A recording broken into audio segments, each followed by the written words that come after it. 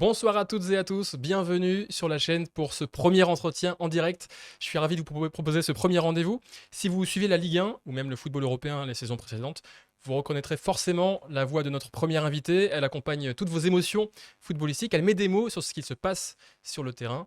Je suis très heureux d'accueillir mon ancien collègue à Téléfoot la chaîne, monsieur Julien Brun, commentateur sur Prime Video aujourd'hui. Bonsoir Julien.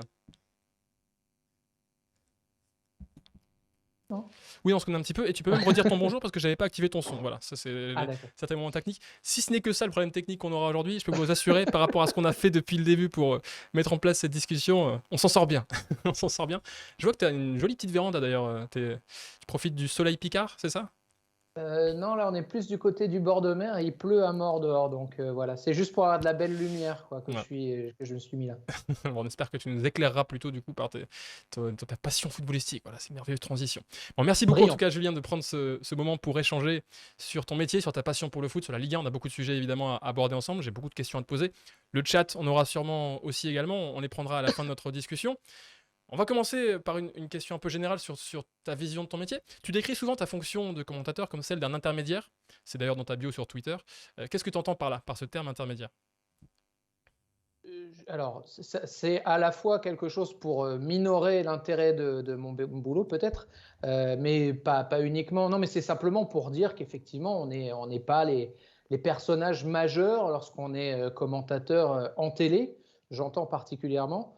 À la radio, c'est différent parce que là, tu deviens l'un des acteurs majeurs dans le sens où sans toi, le match n'existe pas. Alors qu'en télé, il faut avoir l'humilité, entre guillemets, de savoir que le match existe et qu'on est là, certes, qu'on a un rôle qui compte, mais qui est un petit peu secondaire. Donc voilà, le truc, c'est un peu pour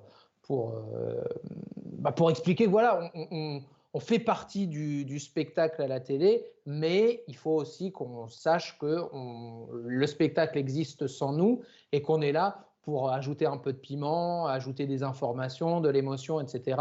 Mais on n'a pas le rôle majeur, quoi. Si on devait être à la cérémonie des Césars, bah, on aurait peut-être un prix pour le second rôle ou C'est bien ce genre aussi. de choses.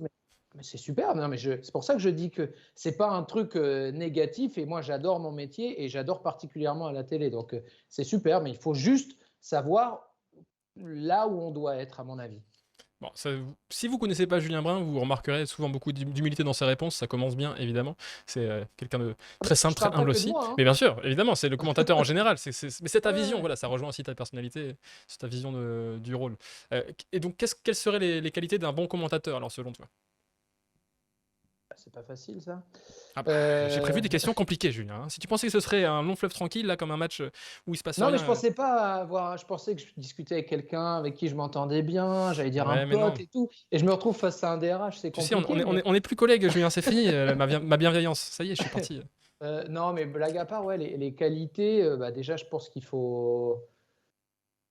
Ah, ouais, déjà, il faut aimer ça quand même. Ça se sent, je pense, le commentateur qui aime le foot et celui pour qui c'est juste devenu un boulot. Donc, continuer à aimer ça, continuer à être. Alors, on a la carte de presse, donc on est des journalistes, même si évidemment, je ne fais pas le même métier que quelqu'un qui part sur un théâtre de guerre, etc. Mais il y a quand même toujours cette curiosité qu'il faut avoir par rapport au jeu, par rapport aux gens, par rapport à tout ce qui se passe autour. Il faut aussi, je pense, quand même avoir une bonne maîtrise globalement du français, dans le sens où il n'y a pas forcément à avoir un français châtié, mais essayer de faire le moins de fautes quand même possible, parce que ça casse un peu le rythme du truc. Qu'est-ce que tu pourrais dire d'autre? Évidemment, il faut être beau gosse. Ça, Euh, c'est tic. non, non, mais blague à part, oui, c'est ça, je pense, c'est l'amour du foot, Même si l'envie d'en avec les masques, savoir pardon, plus. sur le beau gosse, avec les masques, ça va. Du coup, ça permet à Ah bah, certains de peut-être. Ça peut être une chance pour certains, quoi. ça a été une chance pendant des mois, évidemment. Mais non, franchement, ça, vivement qu'on puisse s'en débarrasser. D'ailleurs, j'espère que ce sera le cas ce week-end. Je ne suis pas encore sûr, mais j'espère. Mais voilà. Mais non, voilà, ouais, un truc de. Et puis d'avoir envie d'être avec les gens, de passer une bonne soirée. C'est un des trucs importants, je trouve. Alors là, on utilise la bienveillance dans tous les sens. C'est pas ça, mais c'est permettre à des gens qui ont envie de passer une bonne soirée de le faire, en fait. Dans le sens où on est là pour accompagner, on est là pour dire quand ça va pas. Enfin, j'ai Un fait le service, dernier quoi. match. Ouais, voilà. Et puis de se dire, quand l'arbitre se trompe, comme ça a été le cas par exemple le dimanche dernier, le Ouais. Lyon-Lille, je commentais avec Mathieu Bodmer, on a pu le dire qu'il s'était trompé à notre sens, mais sans dire aux gens, Monsieur Turpin, Monsieur Lesage sont des salauds. Ceux qui avaient Sans hurler au déjà complot, cette... etc. En gardant la. Voilà. oui, En essayant de, non, mais en essayant de comprendre pourquoi il se trompe. Voilà. D'ailleurs, on te c'était colle un petit peu l'idée. cette étiquette-là, justement, sur l'arbitrage, d'être très explicatif sur la règle pour justement essayer d'aider à comprendre les décisions. Oui, oui, bah d'ailleurs, On est enfin, pareil voilà, hein, là-dessus, hein, d'ailleurs. Prime Vidéo, oui, oui, oui, oui. Après une vidéo, c'est un peu mon truc. Dès qu'il y a un truc qui parle du syndicat des arbitres, je reçois plein de messages sur WhatsApp dans le sens où ils sont persuadés que je suis le président Combien ou le Pascal délégué Garbian te syndical. paye-t-il, Julien? Non, en fait, c'est pas ça. Est-ce que c'est lui Mais qui t'a offert le baby-foot derrière toi? Qui a non, signalé non, Monsieur Bidano dans le chat, qui est Guillaume Bas, qui nous suit attentivement d'ailleurs. ah oui, non, et poignée ronde, hein, attention. Mais non, non, non, non, mais c'est juste se dire, on est à l'antenne, on a une certaine responsabilité. Quand tu es reporter de guerre, tu dois expliquer ce qui se passe, ce qui s'est passé, etc. Ben, nous, d'une certaine manière, c'est la même chose. Si on est là et qu'on doit expliquer des décisions arbitrales, il me semble important de comprendre ce dont on parle, de connaître le règlement pour justement permettre aux gens ensuite de se faire leur opinion. C'est ce que j'allais te dire tout à l'heure, c'est que la personne qui a décidé intellectuellement, et elle a le droit hein, de se dire que l'arbitre était nul ou c'était un pourri, etc. Bon, pourri, je ne suis pas sûr qu'elle ait le droit, mais la personne qui a envie d'être énervée, le supporter lyonnais, etc., moi, je peux comprendre qu'il ait ses sens qui lui parlent et qu'il se dise ah, c'est vraiment dégueulasse, etc. Il n'empêche que nous, je ne crois pas qu'on soit là pour exacerber des passions négatives, etc. Donc, on est là pour permettre à ceux qui ont vu l'erreur comme nous de comprendre pourquoi si ça n'a pas été le cas, et juste aussi pour ceux qui ont envie de passer une bonne soirée en famille ou tranquille chez eux, de pouvoir s'en faire leur propre opinion d'une certaine manière. C'est en cela, je pense, qu'on a ce rôle d'intermédiaire, c'est-à-dire d'explication sur des éléments tactiques, sur des éléments de jeu, sur des discussions qu'on a pu avoir avec des joueurs, des entraîneurs, etc. Et puis sur des éléments de foot aussi. Voilà, le truc de la VAR, par exemple. Moi, j'y suis allé 2 fois déjà visiter le lieu où ça se passe. J'ai expérimenté les outils sur lesquels travaillent les arbitres, Incroyable. etc. Tu t'es mis dans la peau du VAR, Julien? Oui, oui, Qu'est-ce que c'est oui. d'avoir ce Mais pouvoir d'appuyer sur le bouton? écoute, je l'ai fait avec des images qui étaient donc pas en direct, puisque c'était pas vraiment pour un match, rassurez-vous, Ça rassurons-nous. aurait été rigolo quand même. Mais il Il n'empêche que faudrait. Il même dans faudrait. ce, oui, mais même dans ce cas-là, alors qu'il n'y avait aucun enjeu, rien du tout, le stress était déjà là. Donc, le fait d'avoir vécu ça, ça me permet aussi d'expliquer un petit peu le protocole lorsqu'il est en route.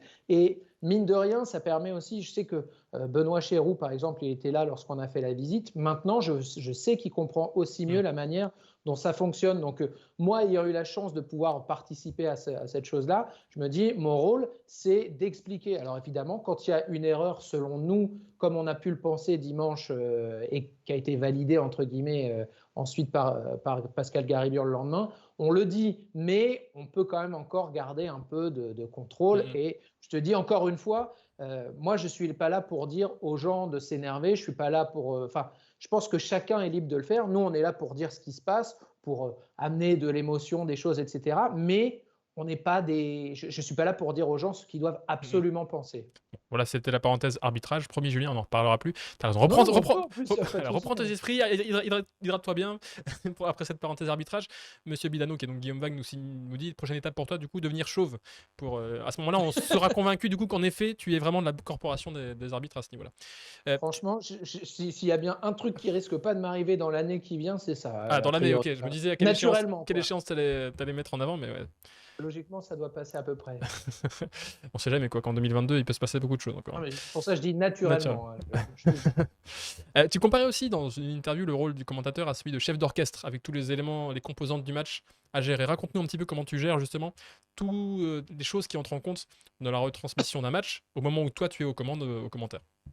Tu en parlais tout à l'heure d'humilité. Là, je vais sortir un peu de ce rôle-là, dans le sens où j'ai mis quelques années à l'accepter, entre guillemets, mais pour en avoir parlé beaucoup avec surtout les consultants, je me rends compte que les gens avec lesquels on travaille se reposent un peu sur nous, entre guillemets. C'est-à-dire que le consultant, il a besoin que ce soit nous qui mettions le rythme.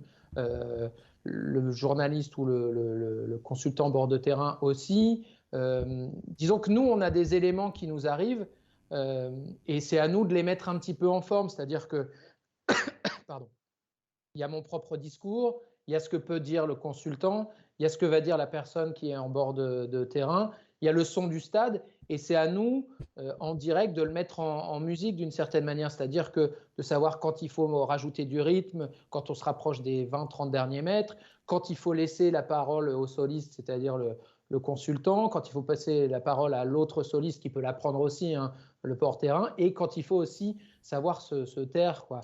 Quand tu es à Nantes et que tu es à la minute 9, pas la 9e minute, mais la minute 9, qui en fait techniquement est la 10e minute, mais peu importe, où il y a l'hommage à chaque fois à Ouais. Salah, bah, tu soulèves un petit peu ton casque et si tu entends qu'il se passe quelque chose, bah, tu vas te taire, quoi, d'une certaine manière, sauf si on arrive dans les 20 derniers mètres. Mais Mm. voilà, c'est réussir à ressentir les choses à droite, à gauche, mettre les trucs en musique. Alors, je dis, on est chef d'orchestre, mais on est un petit peu le batteur aussi, parce que c'est nous qui devons, voilà, on doit assumer Mm. le rythme de base, en fait. Ouais. Ouais, bah, donc ça rejoint encore cette idée globale d'être au service finalement du jeu et de ce qui se passe, de ce qui se passe, quoi. Tu viens t'ajouter en effet à ce qui se passe sur place et que tu essaies de le mettre en valeur globalement. Et tu évoques justement toute cette répartition aussi entre le consultant, entre le journaliste bord terrain. Alors le téléspectateur ne s'en rend pas forcément toujours compte, mais il y a des règles un petit peu implicites aussi dans la mécanique du commentateur, dans la répartition des rôles avec le consultant. Tu disais tout à l'heure, dans les 20 derniers mètres, c'est toi qui prends la main. Sur les buts aussi, chacun a vraiment son rôle précis. Quand on connaît maintenant ces règles, enfin moi pour les connaître en ayant été de l'autre côté, j'arrive maintenant à repérer en effet, tac là il va s'arrêter pour laisser parler le consultant, etc. Et raconte-nous un petit peu justement l'envers du décor à ce niveau-là. Bah, alors, la chance que j'ai, c'est que moi, je commente plutôt avec globalement les mêmes consultants enfin, régulièrement. Donc, c'est quelque chose qui est devenu implicite. Mais c'est vrai qu'au départ, ça doit être un peu explicité justement par le commentateur pour permettre aux consultants de comprendre comment ça fonctionne lorsqu'ils débutent.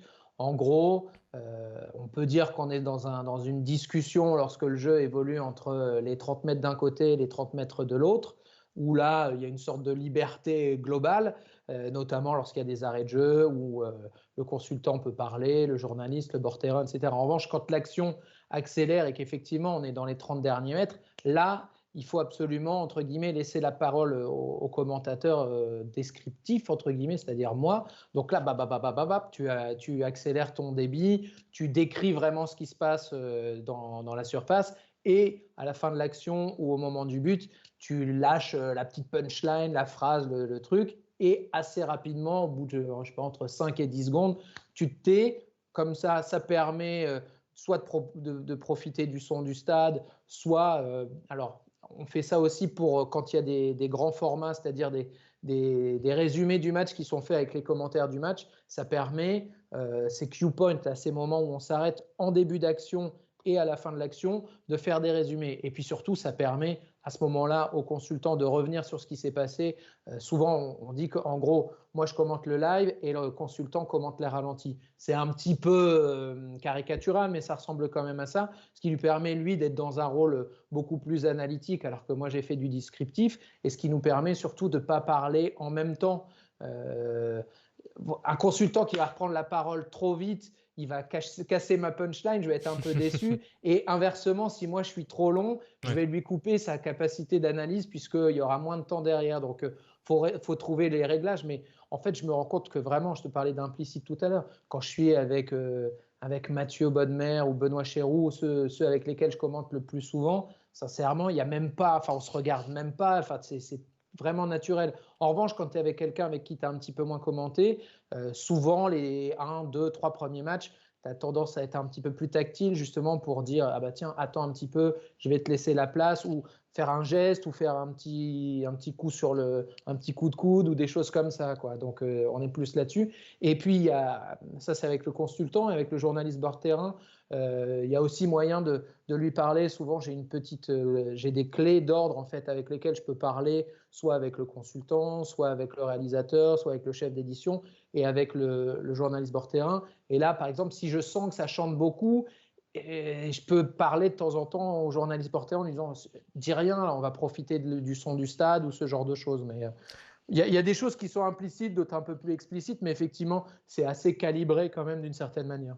Ouais, c'est une chose très, très calibrée, en effet, très structurée quand même. Quand on ne connaît pas de l'extérieur, on s'en rend pas compte. En tout cas, quand c'est bien fait, Après, on s'en rend pas compte ça de reste l'extérieur. de Mais oui, bien l'improvisation sûr. totale, hein, quand même. Mais, Oui, oui, il y a toujours des choses, évidemment, enfin, une marge de liberté que tu peux prendre dans ce cadre-là aussi. Mais on sent quand même aussi sur les buts, notamment, que tu n'as pas seulement la volonté d'être sur l'émotion. Alors, tu peux pousser la voix. On l'a entendu dernièrement, je ne sais plus sur quel match où tu as bien poussé sur un but en fin de match, je crois. Mais tu as aussi la volonté d'immédiatement donner du relief et de la perspective à ce qui se passe. Donc, avec la punchline que tu dis, en effet. Mais pourquoi c'est important, justement, de ne pas se contenter de dire but 1-0 pour Nantes, par exemple? bah déjà parce que ça ferait que le métier serait un peu ennuyeux, peut-être.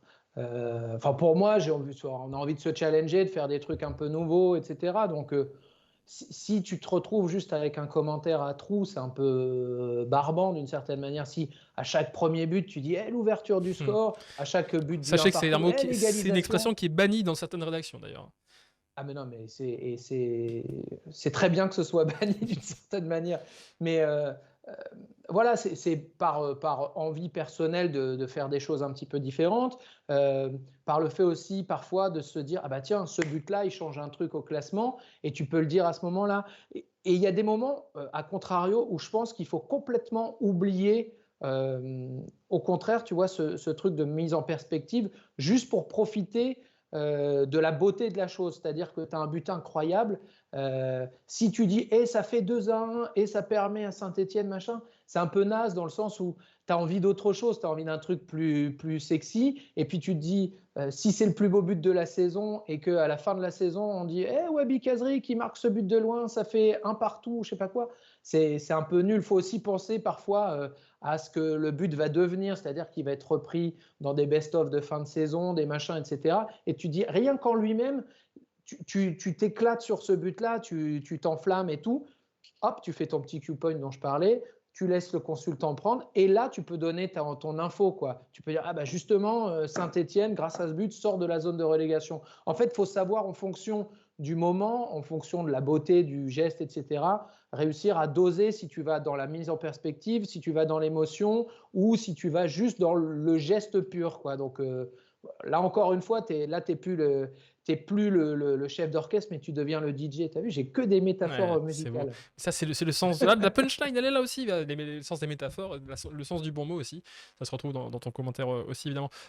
Jekiwa demande dans le chat, c'est vrai que c'est une question qui rebondit sur ce que dit. Il faut trancher réduction du score ou réduction de l'écart? Ah bah, réduction de l'écart. Voilà, on est d'accord. Non, le score est augmenté si on fait une addition. Mais globalement, je crois que je le dis quasiment jamais non plus. Enfin, Ouais, je le dis c'est pas. pareil. Disons que c'est des expressions. Je pense que c'est l'idée de se dire si c'est une expression que je peux répéter dans le prochain match où ça se reproduit, bah, du coup, en fait, tu perds le côté unique du but que tu vois, quoi. C'est peut-être Bon, réussir après, à. Bon, des fois, c'est compliqué. Bon, quand il y a 4-0, que c'est un but un peu bidon, bon, je pense que c'est compliqué toujours de se renouveler, mais j'imagine qu'il y a cette volonté quand même de toujours trouver quelque chose de pertinent, spécifique vraiment à l'action que tu vois à ce moment-là, et pas que tu pourrais pas coller ton commentaire du but actuel sur le prochain but qui surviendrait même la semaine d'après, quoi. ouais, c'est ça, c'est ça. Alors après, d'un autre côté, régulièrement, je me dis aussi que peut-être c'est bien d'avoir pour quelqu'un qui fait de l'antenne, que ce soit un présentateur ou un commentateur, d'avoir aussi de temps en temps des formules personnelles qui permettent de se dire, ah bah tiens, là c'est vraiment lui d'une certaine manière. Et effectivement, à vouloir toujours changer, etc., peut-être que ça manque d'un gimmick ou d'un truc. Après, on en pense qu'on veut, mais voilà, tu arrivé avant avec Stéphane Guy et qui disait bienvenue dans le football circus. Alors, il y avait des gens que ça énervait, mais il n'empêche que tu identifiais complètement le truc. Donc, je suis un peu à me dire parfois que je manque d'un truc récurrent comme ça. Mais d'un autre côté, j'ai du mal à me dire que ce serait une bonne chose complètement. Je suis encore en train de tâtonner là-dessus. En tout cas, dans le chat, il y a d'autres expressions qui énervent un peu. Alors, Monsieur Bidamo, c'est projection vers l'avant. Oui, c'est forcément un peu redondant. Goal aussi, il faut arrêter, nous dit Catel, puisque c'est forcément la Ah, ça, c'est différence de but, impossible. évidemment. Ah bah, le goal average, Euh, c'était nos parents, nos grands-parents, hein. Enfin, ça existait, mais ça mm. n'existe plus depuis longtemps. Après, il y a quelque chose sur lequel je suis moins tranché, première mi-temps, première période. Parce que oui, alors première mi-temps, alors normalement la mi-temps c'est ce qui est entre les deux, mais par exemple au basket, on dit premier quart-temps et deuxième quart-temps. On dit pas première ou deuxième période, donc c'est pareil. Ah, c'est la limite du truc. Alors, pour le foot, moi, je dis jamais première mi-temps, deuxième mi-temps. Je dis première période, mi-temps, deuxième période. Mais je comprends la problématique parce que tu vas pas dire première période sur des sports avec des tiers-temps, des quarts-temps. Enfin, c'est un peu, ouais. C'est un peu, ouais. Après, Bon, c'est peut-être pas que, très, très peut-être que grave. basket, c'est Mais issu du vocabulaire anglais aussi. On dit first quarter, second quarter, etc. Donc, du coup, on récupère les cartons comme ça, Mais, tel quel, hein. ouais, mais en anglais et On dit en first foot, half ils aussi, font c'est vrai. pareil, hein. Ils disent first half, donc On va dire première ouais. moitié, alors. Je Après, me on demande peut si les aussi Belges disent pas considérer que première moitié, d'ailleurs. Est-ce qu'ils disent pas première moitié, les commentateurs belges? Je me pose la question. première moitié? Ah, je sais pas, j'ai jamais entendu ça, mais Je sais plus. pourtant j'ai regardé pas Peut-être mal pas, la alors. RTBF étant petit, mais ça me dit rien. Mais Moi, je suis pas sûr, là. non, non. Mais on peut aussi se dire, bon, il y a le foot et il y a les autres sports, quoi. Donc pour le foot, on dit première Tu veux période, dire mi-temps, deuxième le foot période. là et les autres sports là, c'est ça? C'est ce que tu veux dire? Alors je te vois pas vraiment, mais j'imagine que tu mets là et Oui, là, c'est ça? c'est exactement Ouais. ça. Je te laisse responsable du truc. Euh, En tout cas, ce qui est intéressant, enfin, bon, c'est quelque chose que tu as déjà dit pas mal en interview, c'est que ton style de commentaire, alors qui est très vraiment du coup au service du jeu, est prêt à s'effacer aussi derrière l'ambiance et derrière ce qui se passe, se rapproche pas mal de l'école anglaise. Du commentaire, moi aussi, enfin, c'est une école que j'aime beaucoup parce que c'est voilà une école aussi qui arrive à suivre aussi le rythme du match et à s'adapter à ce rythme-là pour vraiment monter, enfin accélérer quand il faut, ralentir quand il faut, trouver les bonnes formules. C'est Peter Drury aussi, le commentateur anglais, qui a toujours des formules parfois un peu abusées, hein, mais je me souviens du but de Manolas avec la Roma où il avait comparé un dieu de l'Olympe forcément un dieu grec à Rome, enfin voilà, des choses comme ça. Enfin, il y a toujours des choses qui peuvent aller un peu trop loin, mais comment tu vois justement toi ta proximité avec cette école anglaise de commentateurs? Est-ce que tu as essayé de t'en inspirer? Ah bah oui, oui, clairement, moi c'est l'inspiration majeure, hein, entre guillemets. Donc dès que je vois des... Enfin, après, moi j'ai fait allemand première langue, tu vois, donc j'ai pas de rapport personnel à Il y avait beaucoup de l'espagnol, monde. mais Quoi que t'es bon, t'es d'une génération plus ancienne que moi, pardon, je te coupe, mais sur le faire allemand première langue, voilà. ah ouais, ça existait à Ouais. l'époque, Mm. hein. Mais disons que voilà, moi j'ai pas de proximité immédiate avec la langue espagnole, donc ça me parle sans doute moins que beaucoup de gens qui ont appris l'espagnol à l'école. Et en fait, moi quand je regarde un commentaire en espagnol, je comprends pas ce qui se dit, donc j'ai pas le feeling, quoi. J'arrive à comprendre à peu près, et ça me parle sans doute moins. En plus, toi comme moi, on est à peu près pareil dans la vie. On n'est pas non plus les plus exubérants, les plus. Enfin, on peut se marrer et tout, mais on a des caractères. Moi, j'assume, hein, je suis pas très rigolo. Si, si, si, si, si, en plus, t'es marrant. Franchement, t'es marrant. Mais, Merci, je suis. mais voilà, disons que le flegme britannique, tout ça, c'est des choses que j'aime bien. Faire la petite vanne, tu sais, qui dure pas non plus Mm. 10 heures, juste le petit truc qui pique et qui peut faire un peu mal, quoi. Mais voilà, donc l'école anglaise, c'est vraiment ce que j'aime. En plus, cette langue-là, enfin, pour moi, c'est la langue qui va avec le foot, c'est la langue qui va avec la musique. Enfin, il y a un truc qui est, je veux dire, le plus nul des commentateurs anglais, quand il commente, je trouve que c'est stylé de Mm, toute mm. façon. Donc, s'il est bon en plus, c'est vraiment génial. Et voilà, le foot à la télé, pour moi, c'est l'Angleterre. Enfin, je dis pas que je préfère la Première Ligue à la Ligue 1. La Ligue 1, Si c'est ce que t'as dit. non, non, non, pas du tout. Non, non, même je préfère la Ligue 1 à la Première Ligue. Enfin, j'adore le foot anglais, mais la Ligue 1, c'est la base. En gros, c'est les panini quand j'étais petit, les classements, les multiplex, aller chez le voisin avec Canal parce que je l'avais pas pour regarder les matchs. Enfin, la Ligue 1, c'est charnel d'une certaine manière. Mais la couverture télé du foot anglais, c'est ce qu'il y a de plus classe, de mieux fait. Ou même des Et tu commentateurs parles. d'ailleurs, hein, sur la qualité de la Oui, oui, mais production, c'est même des justement, images. Quand c'est on ce que compare les j'allais te dire. certaines Ouais, ouais. couleurs d'image, bon, je pense qu'on a déjà discuté, mais couleurs Ouais. d'image des retransmissions des matchs anglais par rapport à, notamment en Italie par exemple, où c'est plus terne, forcément ça fait aussi une différence. C'est beaucoup plus. Il y a plus de peps aussi dans les images anglaises, paradoxalement.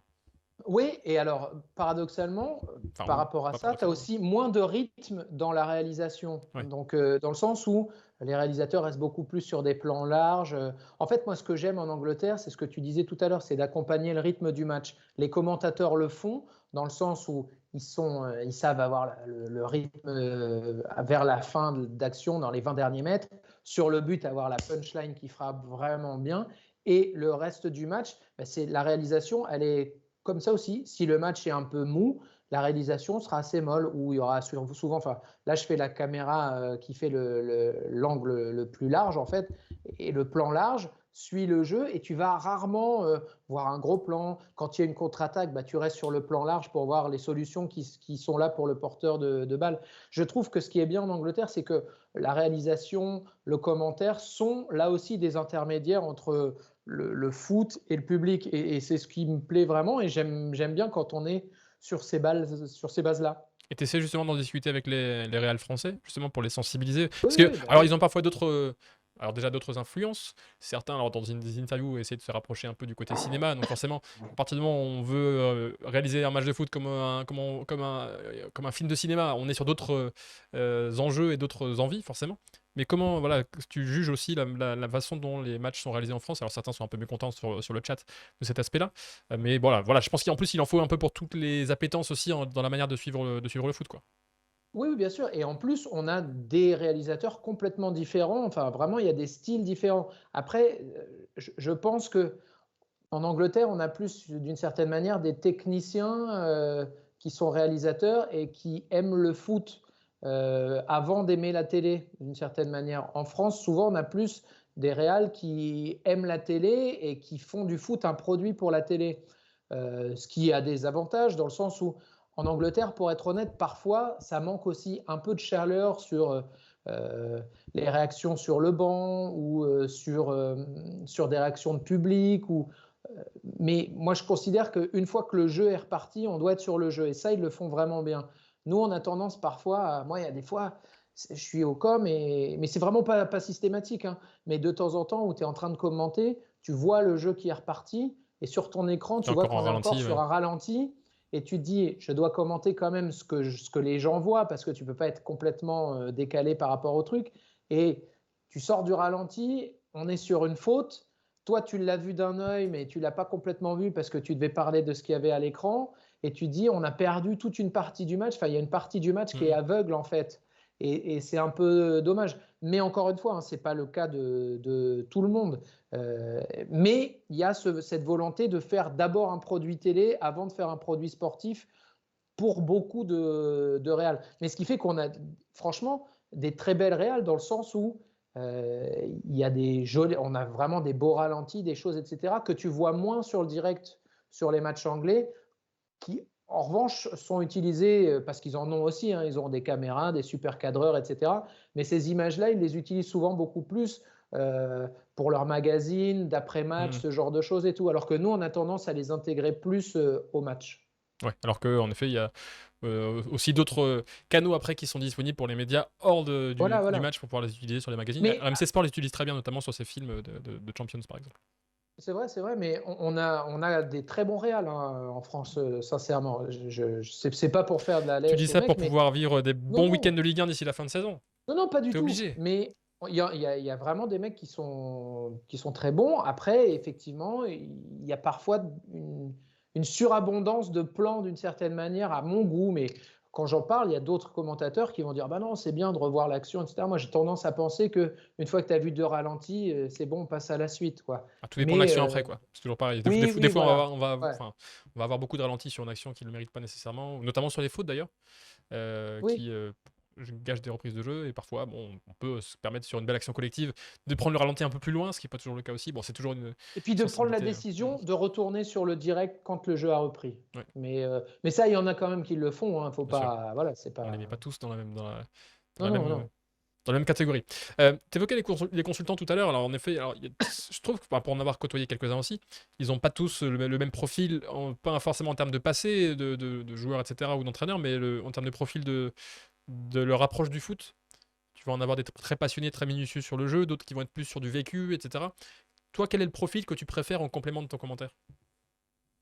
Celui qui fait un peu les deux. Euh, le seul problème de celui qui fonctionne que sur le feeling, c'est que ça tient un temps d'une certaine manière. C'est-à-dire que au bout de quelques années, le foot a un peu changé. Enfin, tous les 5, 10 ans, tu peux considérer que le foot n'est plus exactement le même que 5 ou 10 ans avant.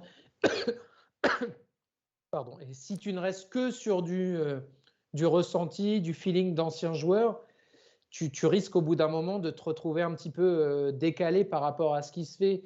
Euh, donc je pense que c'est évidemment une chance d'avoir des gens qui ont connu le très haut niveau et qui peuvent te parler de la manière dont ça fonctionne.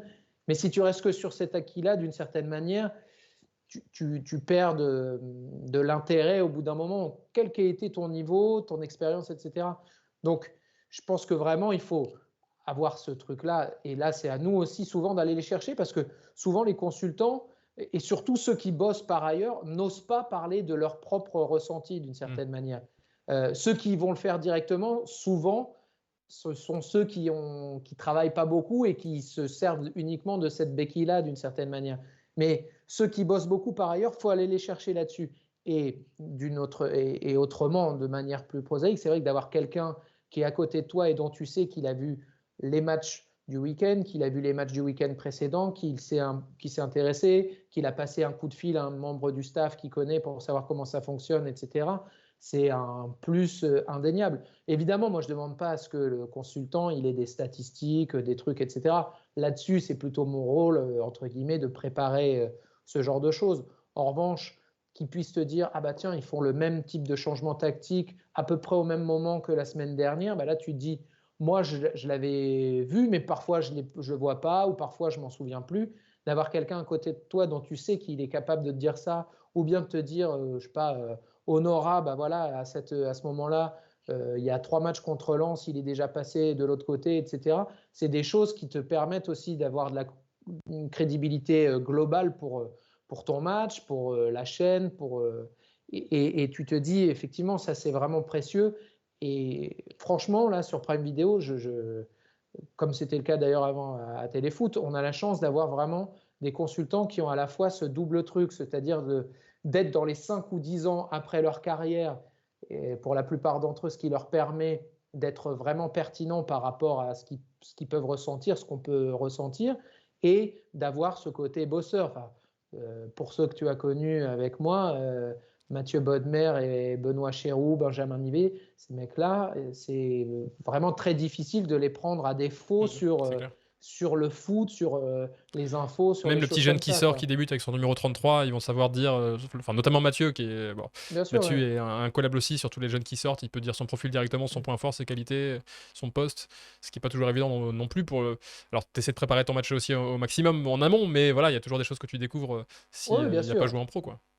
Ah non, non, mais là, il faut aussi avoir l'humilité de se dire que il y en a qui savent mieux que toi parfois et profitons-en. Alors moi, je peux préparer des stats, je peux dire qu'il a été champion de France des U17 il y a 1 an et demi, qu'il a fait 4 matchs avec la réserve, mais un mec comme Mathieu, je sais qu'il l'aura vu jouer en Ouais. plus, par exemple. Donc tu dis, ah ouais, parce qu'il est allé voir la réserve du Havre contre la réserve. Enfin, tu te dis, ouais, il y a un truc en plus et profitons-en, quoi. C'est une vraie chance. Ouais, bah, c'est ce qu'on attend quand même aussi voilà, de ceux qui nous font vivre les matchs, d'avoir cette possibilité de donner du recul et du contexte, de la perspective. Comme tu disais tout à l'heure, sur un changement tactique, ça s'est passé il y a 3 matchs déjà, du coup, c'est pas une nouveauté. Alors, c'est pas toujours facile parce que tu peux pas regarder les 15 matchs de l'équipe depuis le début de la saison, même si, voilà, à force de les d'en commenter régulièrement, tu peux avoir aussi un Mhm. regard sur la continuité. Comment tu places la jauge, toi, en termes de préparation de tes rencontres, justement, jusqu'où tu t'autorises à remonter, par exemple, sur une équipe que tu n'as pas vue depuis, disons, 2 mois, par exemple, que tu n'as pas commenté depuis 2 mois. Est-ce que tu regardes des matchs précédents? Comment tu prépares cette chose-là? Pour à la fois te familiariser sur voilà, les noms, familiariser sur les noms, mais aussi sur les tendances tactiques.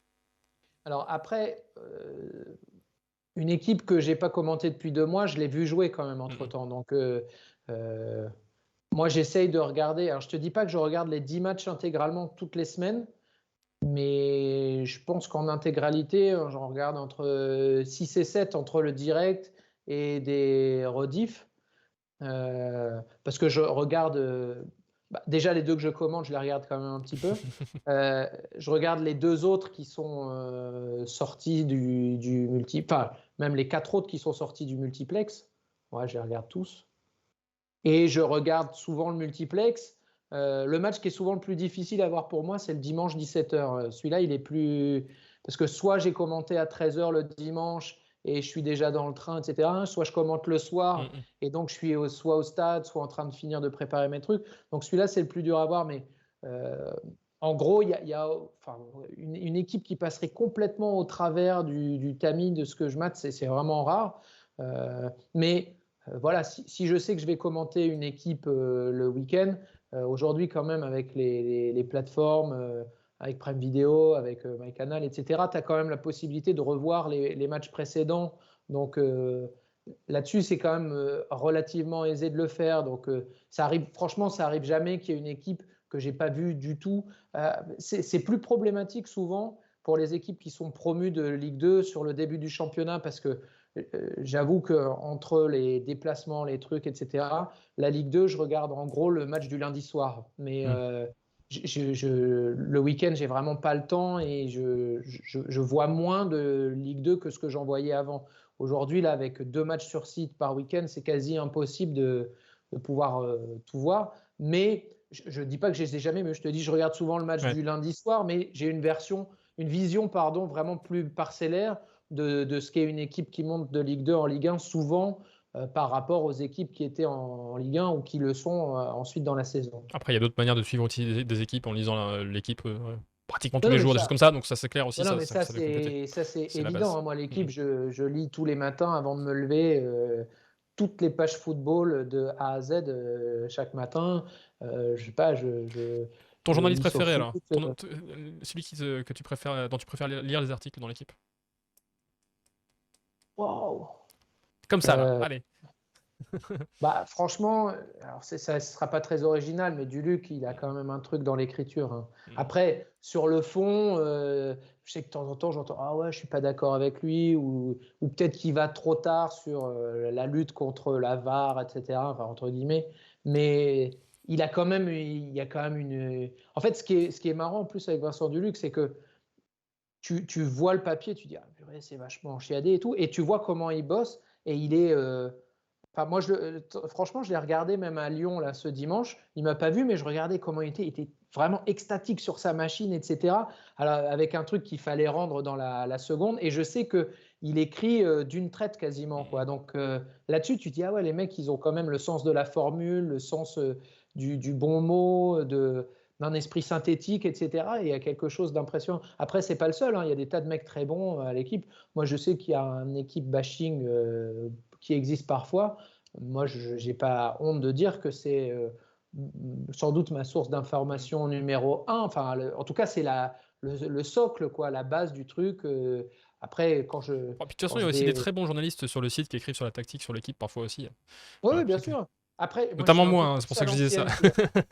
Non, mais en plus, attends, je te vois même dans le papier, hein, dans le journal papier. Donc, on n'est pas non, mais voilà, il y a Dan ça. Perez aussi, évidemment.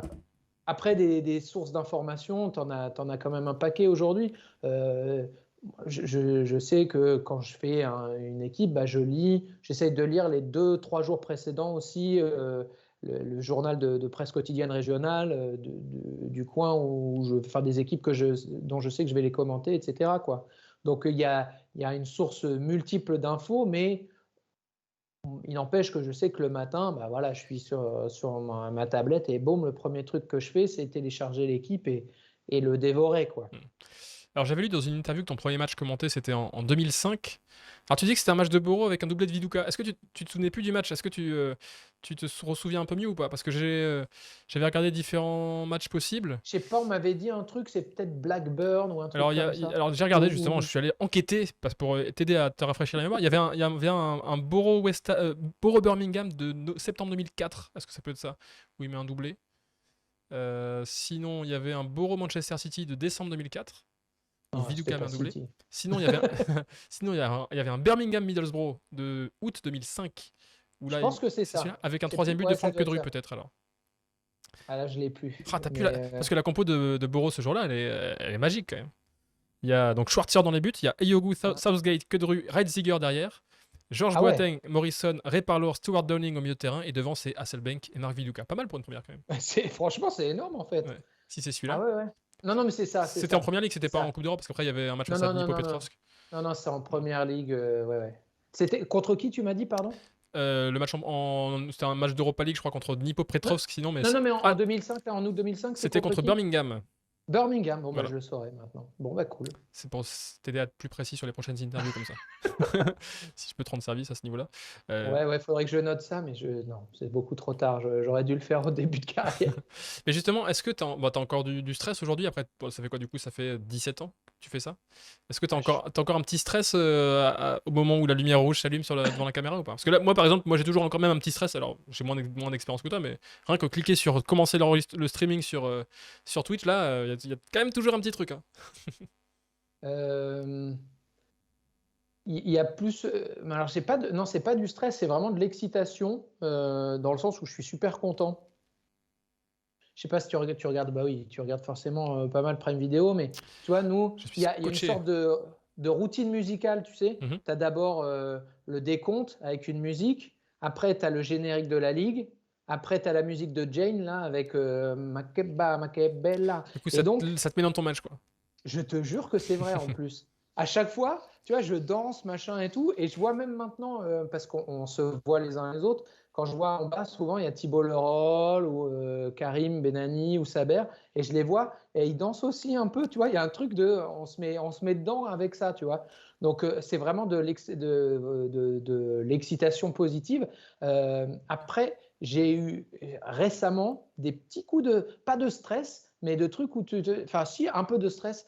J'ai eu la chance de bosser aussi à TF1 là, pendant l'Euro, Ouais. de faire un match le vendredi soir comme ça en prime time sur TF1. Moi, j'ai toujours bossé pour des chaînes de gens qui s'abonnaient en fait, tu vois, des chaînes d'abonnement avec des gens dont tu sais qu'ils sont là pour un truc, ils aiment le foot comme toi. Enfin, tu sais que tu es dans une sorte de communauté de cocon un petit peu. Tu vois, notre foot, entre Ouais, guillemets, bien sûr. des gens qui aiment le foot, qui regardent la Qui Ligue payent 1, pour regarder. voilà, qui regardent Mm. des matchs de Coupe Ou d'Europe ou qui de le font pas championnat très étranger. légalement, mais ça c'est autre chose. Oui, ouais, mais même s'ils le Mais font voilà, disons comme qu'ils font la ça, il démarche pour n'empêche aller le qu'ils font le chercher, ouais. choix, quoi. Ouais. Voilà. Et là, tu te retrouves sur TF1 et tu dis, ah ouais, c'est le vendredi soir, c'est le soir où, bah, d'habitude, tu as Denis Brognard, mais il est là pour Après, t'as vendredi, tout est Koh-Lanta. permis, tout ça. Ouais, bah oui, mais il n'empêche il y a de ça. Tu te dis, ah Mhm. ouais, c'est là où tu as eu Thierry Roland, Thierry Gilardi, Christian Jean-Pierre, Grégoire Margoton. Enfin, tu te dis des commandeurs un peu, tu vois, et tu Mhm. dis, hop, hop, hop, j'arrive là-dessus. Et je suis pas d'un naturel stressé, mais il n'empêche que quand la script dans l'oreille à Paris, elle m'a dit dans 1 minute l'antenne, ouf, le premier match, j'étais un petit peu dans mes petits souliers quand même. Mhm. Donc, ouais, j'ai eu ça. Et alors, l'autre truc, ça va paraître un peu ridicule, mais c'est quand j'ai fait mon premier dimanche soir, là. J'avais jamais commenté de match de Ligue 1 du dimanche soir jusqu'à cette saison. C'est-à-dire que j'avais déjà fait des vendredis soirs, des samedis 17h, À enfin voilà, Téléfoot la chaîne, t'en as pas fait? Non, non. Ah ouais. Euh, non, non, je crois pas. Non, non, j'en ai pas fait.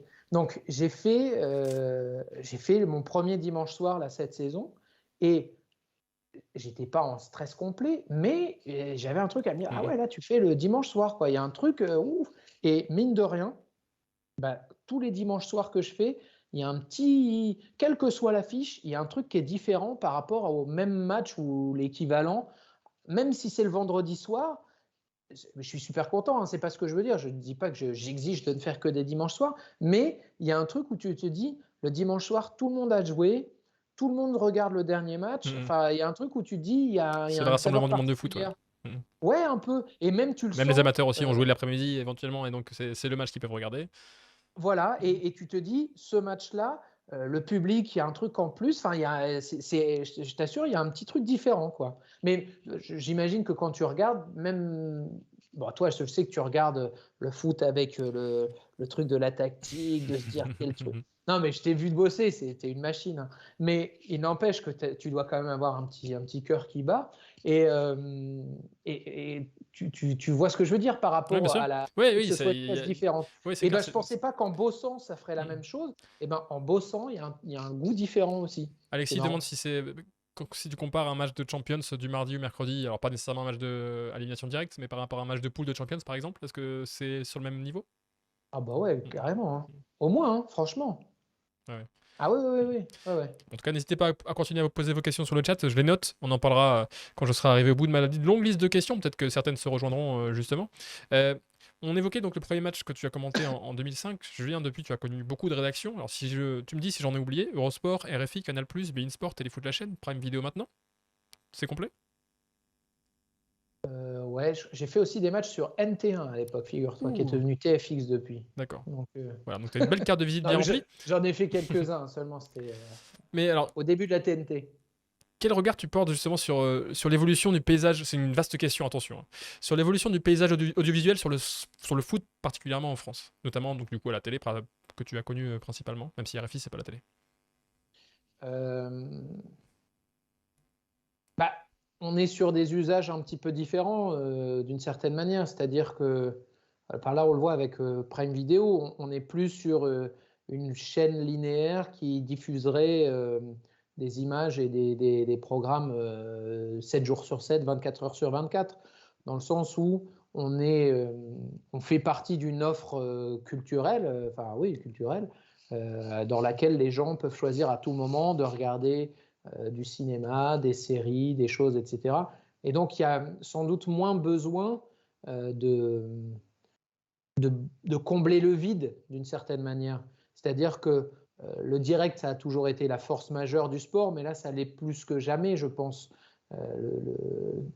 Tu, tu,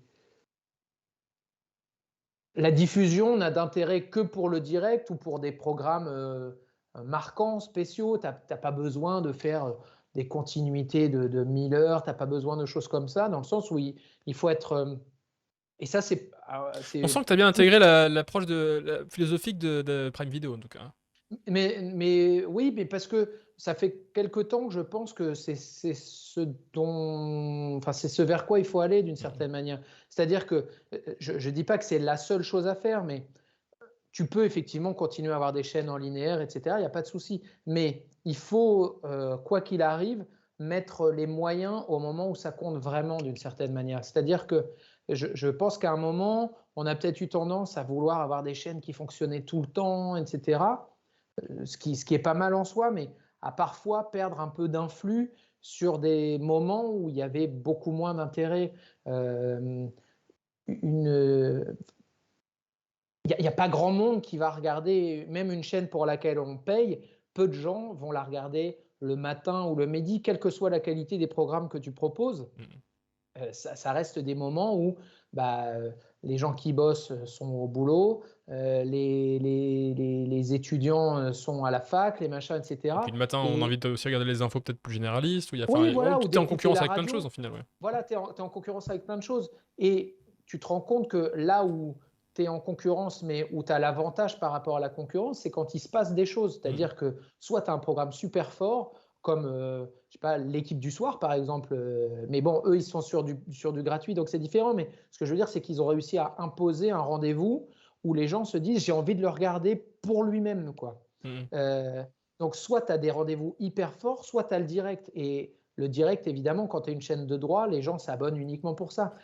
Tous les gens qui sont abonnés à Prime Video le sont pour regarder les matchs, pour regarder l'heure qui précède ou la demi-heure qui précède, regarder l'après-match et regarder le magazine sur lequel tu as les résumés début, etc. Alors tu peux avoir des offres supplémentaires, hein, peut-être que ça viendra, etc. Mhm. Mais il n'empêche que l'essentiel, l'essence de la chaîne APH, c'est vraiment le moment de ces droits-là. Donc je pense que c'est plus ça qui s'est passé d'une certaine manière, c'est-à-dire qu'on avait avant, alors le contrepoids de ça, c'est qu'il y a sans doute aussi moins de boulot que par le passé. Ouais, s'il y a moins Donc d'émissions ça, forcément en semaine. Après, voilà, on a connu la Téléfoot la chaîne, pour pas le dire, hein. On avait trois émissions à alimenter par jour aussi, avec certaines avec des droits, d'autres non. Et donc forcément, en effet, ça mobilise toute une rédaction de mais manière conséquente sur le. C'était très riche, hein, c'est clair, mais. c'était très riche, c'était super qualitatif, mais je ne sais pas si c'était tant regardé que ça. Enfin, Hmm. je pense qu'il y avait des émissions qui étaient vraiment géniales et qui n'avaient pas trouvé de public d'une certaine manière. Et tu te dis, tu avais des gens très très bons qui bossaient sur des programmes qui étaient très peu vus. Et finalement, tu ne pouvais pas travailler avec ces gens-là ou les utiliser à des moments où, enfin, je pense que l'audience d'un match comparé à une émission du midi, enfin, c'est Hmm. incommensurable. Bien Enfin, sûr. la différence, elle est incroyable. Et donc, tu te dis, le fait d'avoir réussi à cerner vraiment les moments où il y a les besoins, c'est quand même positif dans le sens où maintenant on demande aux gens dont on considère qu'ils sont les plus importants ou les plus intéressants pour l'antenne d'être bons dans un créneau plus restreint et de moins se perdre pour le reste. Alors évidemment, ça fait de la casse sociale parce qu'il y a aussi moins de gens qui bossent, hein, très certainement. Mais on ne peut pas non plus forcer les gens à regarder des choses pour lesquelles ils n'ont même pas l'idée d'y aller. Enfin, mais moi, je me rends compte même en tant que téléspectateur, je pense que c'est pareil pour toi. Moi, je suis abonné à peu près toutes les chaînes de sport. Il n'empêche que quand je sais qu'il n'y a pas de match ou de choses, de rendez-vous qui m'intéressent, On regarde autre je vais chose. rarement, je vais rarement chercher la 115 ou, tu vois, ou un truc comme ça. Je le fais de temps en temps, mais c'est que j'ai vraiment rincé toutes les chaînes qu'il y avait avant et tout. Donc, c'est moins naturel, en fait, d'aller vers ces chaînes-là quand tu n'as pas d'événement. Et puis, voilà, aujourd'hui, ce qu'on disait, tu as une telle offre en linéaire. Mais je te dis encore une fois, on peut faire des chaînes en linéaire, c'est pas le truc, mais il faut savoir à quel moment mettre le paquet, en fait. Et tu mets le paquet quand les gens viennent te regarder parce qu'ils savent que ce soir, il y a PSG Bordeaux ou il y a un truc. Et là, il faut que tu leur dises, vous êtes abonné, donc vous faites l'effort financier, vous avez envie d'être là, on a envie d'être là avec vous, donc il faut qu'on vous montre qu'on passe un bon moment ensemble. Et effectivement, ça se fait désormais sans doute, mais un petit peu partout, hein, au détriment du reste, entre guillemets. C'est malheureux pour certaines choses. Ça fait qu'effectivement, tu as peut-être moins d'autres rendez-vous, mais on est tellement aujourd'hui au milieu d'une offre pléthorique, enfin, entre les chaînes d'infos, les plateformes de streaming de films, de séries, de choses, etc. C'est difficile de tenir le choc face à cette concurrence-là. Donc, je ne dis pas qu'il faut s'écraser et ne plus jamais proposer autre chose que les matchs, etc. Il y a des formats à proposer. Tu peux proposer du doc, tu peux proposer des émissions de retour sur les matchs du week-end et tout ça, c'est évidemment totalement envisageable. Mais il n'empêche que tu sais aujourd'hui que les moments qui comptent, il faut bastonner à ce moment-là. Ouais. Et justement, on posait la question, comment ton rôle de commentateur, alors en parallèle de cette évolution comme ça du paysage audiovisuel, mais est-ce que ton rôle de commentateur a changé, pas nécessairement toi personnellement, mais est-ce que ce qu'on te demande a changé depuis que tu as commencé en 2005? Ce qu'on me demande, je crois pas trop, non. Mm -hmm. Non, je n'ai pas cette impression-là. Après, la manière dont moi je l'appréhende et de la manière dont je le fais, moi j'ai changé, mais j'ai changé parce que j'ai vieilli, parce que il m'est arrivé des choses dans la vie, parce que je sais pas, parce que j'ai vu plus de matchs, parce que on m'a aussi peut-être plus fait confiance et donc je me suis autorisé à avoir de plus en plus confiance entre guillemets en mes capacités. Mais ce qui, le moment vraiment du match, tu vois, les 90 minutes de jeu, là-dessus, il n'y a pas eu de révolution fondamentale. On a changé plein de trucs sur la manière de filmer les avant-matchs, de parler des matchs ensuite, etc. Sur le Il y a ton quand même aussi. un ajout, voilà, des nouvelles technologies avec des nouvelles caméras. Il y a les données aussi, les statistiques. Guillaume qui est dans le chat est bien familier là-dessus. Voilà, il y a quand même des nouveaux outils quand même aussi à appréhender. Et on peut se demander aussi d'ailleurs quelle peut être encore l'évolution à venir maintenant aussi pour le commentateur avec toutes ces avancées technologiques qui se développent. Et cette volonté Oui, aussi oui. parfois, alors presque parfois en construisant un jeune fan de foot un peu caricatural qui ne vivrait que dans la culture de l'instant et des instantanés, des highlights, etc. Est-ce que tu penses que cette vision-là aussi peut continuer à influer aussi vers ce que peut devenir ton métier demain, quoi? Oui, bien sûr. C'est évident. Après, on a tendance aussi tous à penser aux gens qui nous ressemblent d'une certaine manière. C'est-à-dire qu'on se dit que on commande pour des gens qui ont entre tel âge et qui sont intéressés par tel truc et tel truc. Euh, le moment du match, c'est le moment où tout le monde se rassemble en fait.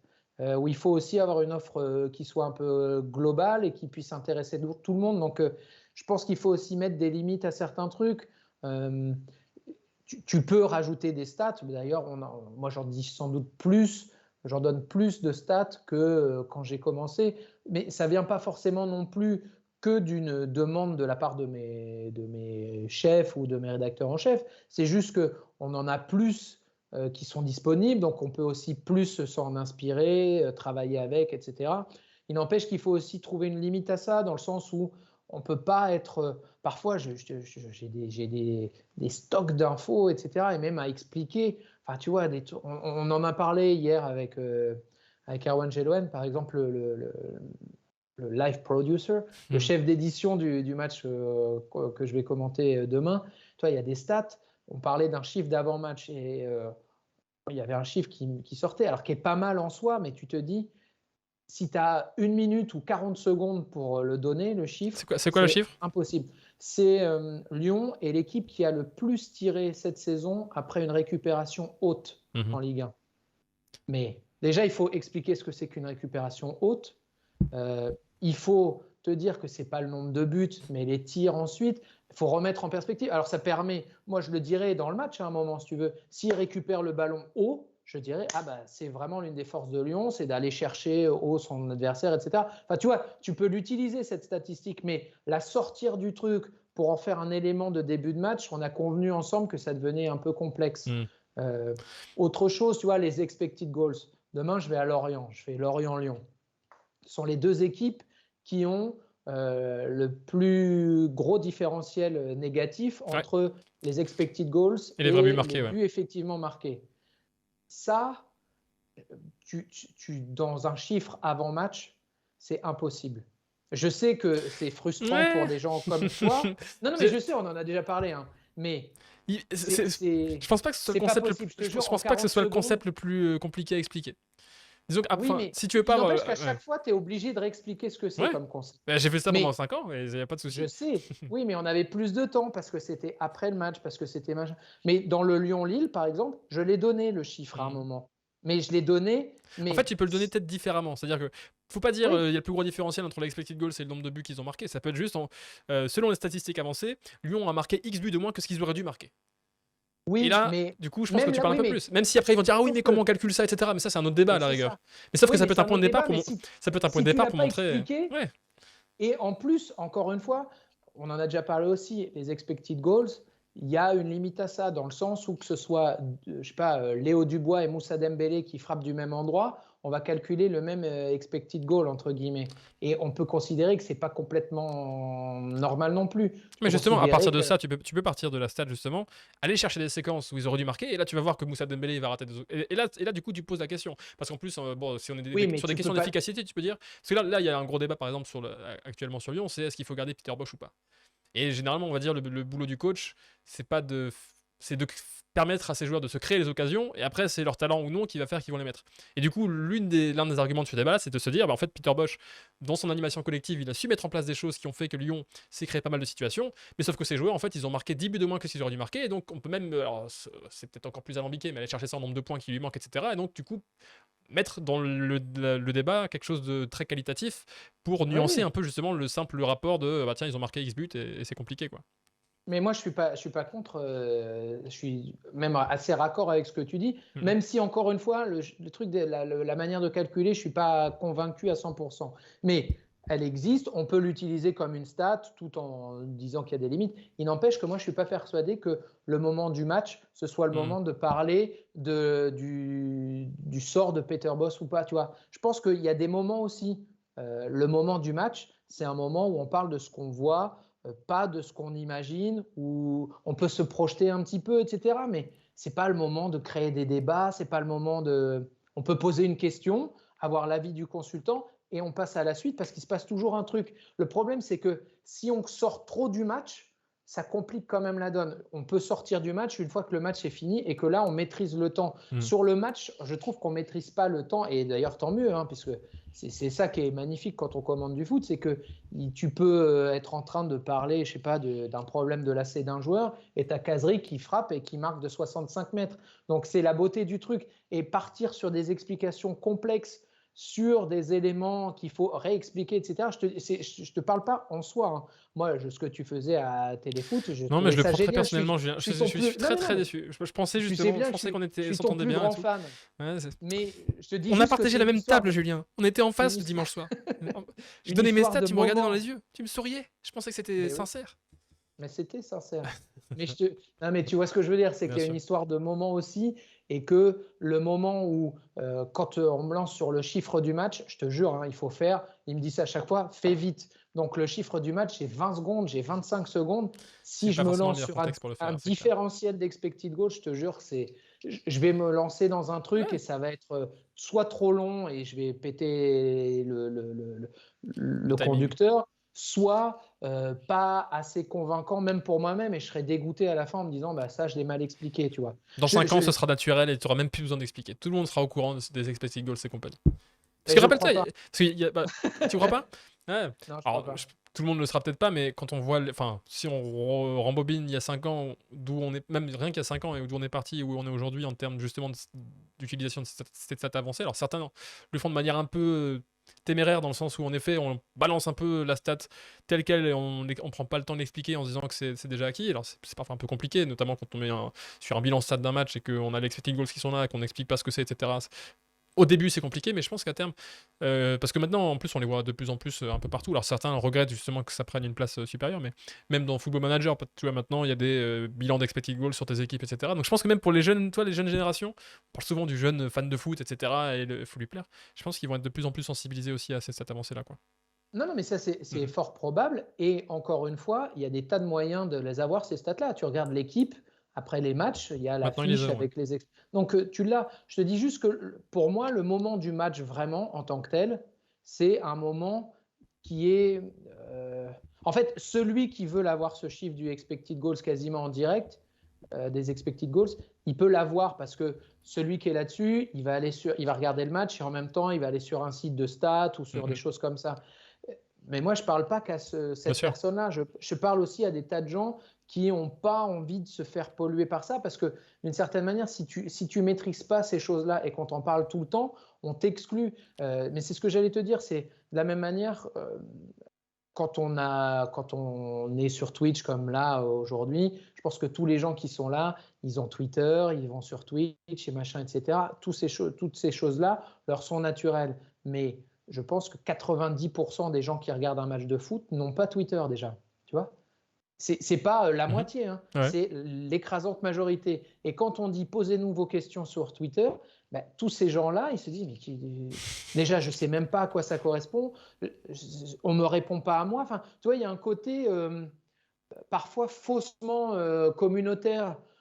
Ça veut pas dire qu'il faut pas du tout l'utiliser. Bon, moi, je n'utilise quasiment plus Twitter, mais je comprends l'intérêt. Il y a des tas de trucs sympas.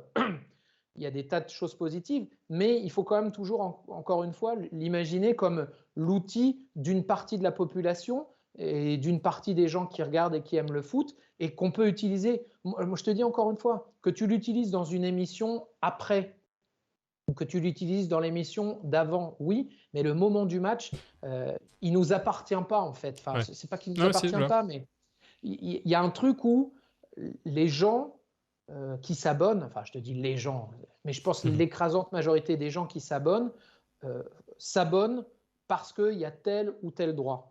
Les gens qui vont écouter une émission de sport sur Europe ou sur RMC, etc., font le choix d'y aller. Les gens qui restent sur l'après-match sur Prime Video, ils le font parce qu'ils ont envie d'y rester, etc.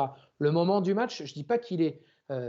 on est propriétaire de nos émissions quand on est dans une chaîne, Mhm. mais on est locataire un peu, si tu veux, des matchs, je pense. Et ce moment-là, il appartient à tout le monde et il faut essayer de parler à chacun. Donc, ça ne veut pas dire qu'il faut jamais. Je te dis, je ne sais pas si tu as vu le Lyon-Lille, mais J'ai j'ai vu, bah, j'ai vu expliqué d'un quand œil même parce que cette histoire je de. postais la voix du Nord à ce moment-là avec sur la relecture du match.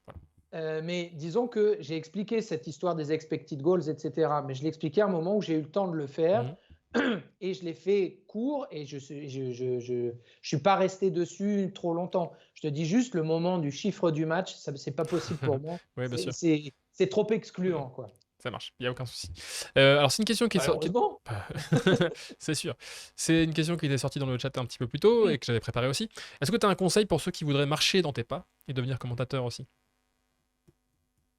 Euh, bah, Bah, cache ta joie. Je comprends que tu Non, n'as pas non, envie de non, c'est booster pas la ça. concurrence, voilà, qui est celui qui viendra de prendre ta place, mais bon, Ah non, non, pas un peu du de tout. solidarité quand même. Non, mais après, il faut mater beaucoup de foot. Il faut, je pense, essayer de s'inspirer de ce qu'on trouve bien, en écoutant les glorieux anciens, dont finalement désormais je fais partie. Essayer aussi de voir ce qu'on n'aime pas, trouver des sources d'inspiration positives, des sources d'inspiration négatives, s'essayer soi-même à l'exercice, soit en se disant, bah, je vais voir un match de foot amateur et je fais mon petit truc en essayant de commenter sur le truc, soit en regardant la télé et en se mettant à la place du commentateur. Et ce qu'il faut surtout, c'est ne rien s'interdire. C'est-à-dire que, bon là, je vais faire le mec à sa canne blanche et qui vient t'expliquer la vie. T'as 15 ans, 17 ans d'ancienneté derrière toi, quoi. Mais ouais, tu m'as fait mal au ventre. Disons que je pense qu'il faut surtout pas se dire c'est impossible. Vraiment, ça c'est le truc.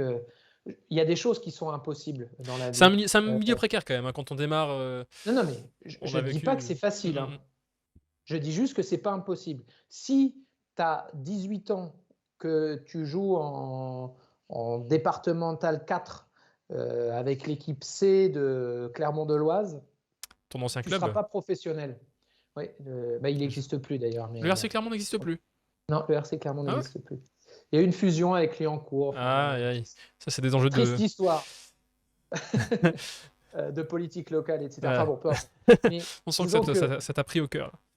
Franchement, oui, un petit peu. Mais bon, peu importe. Mais si tu joues à ce niveau-là et que tu te dis je vais être pro, tu ne le seras pas. Enfin, à un moment, il faut aussi être réaliste. En revanche, si tu te dis, voilà, moi j'ai grandi, même pas à Clermont-de-Loise, j'étais en banlieue, enfin un village à côté de Clermont-de-Loise. La banlieue de Clermont-de-Loise. Non, c'est même pas la banlieue. Enfin, j'ai grandi à Fidjams, tu vois, dans l'Oise, à côté de Clermont-de-Loise, qui était la ville référente quand j'étais gamin, tu vois. Donc, j'avais aucune raison de me retrouver aujourd'hui à être payé pour aller voir des matchs de foot, etc. Mais j'ai toujours pensé que c'était possible, tu vois, alors qu'il y avait aucune raison. Enfin, j'ai eu personne qui m'a mis le pied à l'étrier. Tu n'avais pas de coach de développement personnel pour t'encourager. Non, mais tu vois, enfin, moi j'ai grandi avec une mère célibataire. Enfin, je fais pas Cosette et tout. J'ai manqué de rien, mais c'était pas non plus un milieu hyper favorisé ou quoi que ce soit. Le seul truc, c'est que je me suis dit, c'est possible, c'est jouable. Et voilà, j'ai fait des études, j'ai eu la chance d'être pris dans des écoles de journalisme. Enfin, je suis allé à l'école à Bordeaux, etc. J'ai fait des stages Je savais pas que tu avais fait l'école. Ça m'avait échappé ce détail que tu avais fait l'école à Bordeaux. Ouais. Donc voilà, mais ce que je veux dire, c'est que. Du coup, est-ce que c'est pour ça que tu as mis un G dans ton Twitter pour prononcer ton nom la sudiste? C'est ce que demandait monsieur Bidon tout à l'heure. Julien Breng? Non, c'est juste que. Non, sinon, j'aurais ajouté un G à mon nom de famille. Ouais. Non, c'est juste que j'ai à peu près 12 000 homonymes et donc. Dont un golfeur d'ailleurs. Ouais, apparemment, il est pas mal. Donc, j'ai mis juste j'ai fait comme. Comment il s'appelle? Le Clésio, tu sais. Jean-Marie G. Le Clésio. C'est juste que c'est l'initiale de mon deuxième prénom pour juste pouvoir changer sur le truc et que ça va. Quel est ton deuxième prénom? Guillaume. Voilà, on se dit tout. Mais enfin voilà, toujours est-il que sachez qu'il n'y a rien d'impossible. Évidemment, c'est un chemin compliqué. Enfin, tu vois, tu parlais tout à l'heure de Guillaume Vague qui nous regarde ou qui nous regardait. Qui valide la précarité du milieu. Bah oui, mais moi je l'ai vu, j'étais à Strasbourg ce week-end, je l'ai vu et je vois que c'est une galère et tu vois, c'est un mec qui est super chouette et tout, ça fait de la peine. Alors toi, Guillaume Vague pour les autres, alors c'était donc il est dans le chat Monsieur Bidano qui nous fournissait de très bonnes statistiques dans la rédaction de Téléfoot la chaîne, en duo avec Geoffrey Wolfsenogal notamment. Alors toi, je vois que tu bosses à La Voix, je vois que tu bosses à l'équipe, etc. Moi, je trouve que c'est dommage, je sais pas, mais je trouve vraiment dommage que tu sois pas dans une rédac à la télé pour continuer à faire ce que tu faisais. Je te souhaite vraiment que ça rebascule et que. Mais je sais même pas si tu es content ou pas content, mais voilà. Moi, franchement, moi, c'est. Là, ça va, je vis pas de mauvaise vie, tout va bien. Non, bah c'est cool. Mais c'est sûr que voilà, si l'opportunité se représente un jour, ce sera avec plaisir, évidemment, toujours, parce que c'était. Voilà. Et on a vécu ensemble avec Guillaume, avec toi, un truc de fou l'an dernier avec la fin de Téléfoot, le machin, sans vouloir faire pleurer dans les chaumières, mais c'est des moments difficiles aussi dans une carrière. Hein. Enfin, avec justement certains, dont moi, qui ont la chance de rebondir. Voilà, d'autres qui n'ont pas cette chance-là. Donc on voit qu'il y a effectivement des difficultés, mais des difficultés, il y en a, mais ce que je veux dire, c'est qu'il n'y a pas d'impossibilité. Pardon. Prends un petit peu d'eau, Julien. Ouais, non, je suis désolé, je ne suis pas habitué de parler. Comment ça, tu parles pendant 1h30 d'habitude? Non, mais c'est une blague. Mais on a des trucs, on a un truc où on peut tousser, tu vois. Vrai. Appuyer sur le bouton pour tousser. Mais ce que je veux dire, c'est qu'il m'est arrivé, tu vois, de parler, mais souvent d'ailleurs, soit dans le train, soit à la gare, soit sur Twitter, des gens qui m'interpellaient, tu vois, qui me disent est-ce que vous pouvez me parler. Moi, je réponds tout le temps, tu vois, si on me demande un truc comme ça. Et avec des gens qui me disaient ouais, mais moi, je connais personne, ou j'ai grandi dans une cité, ou moi, je suis à la Cambrousse et tout. Et je me dis c'est dommage de se mettre ses propres barrières.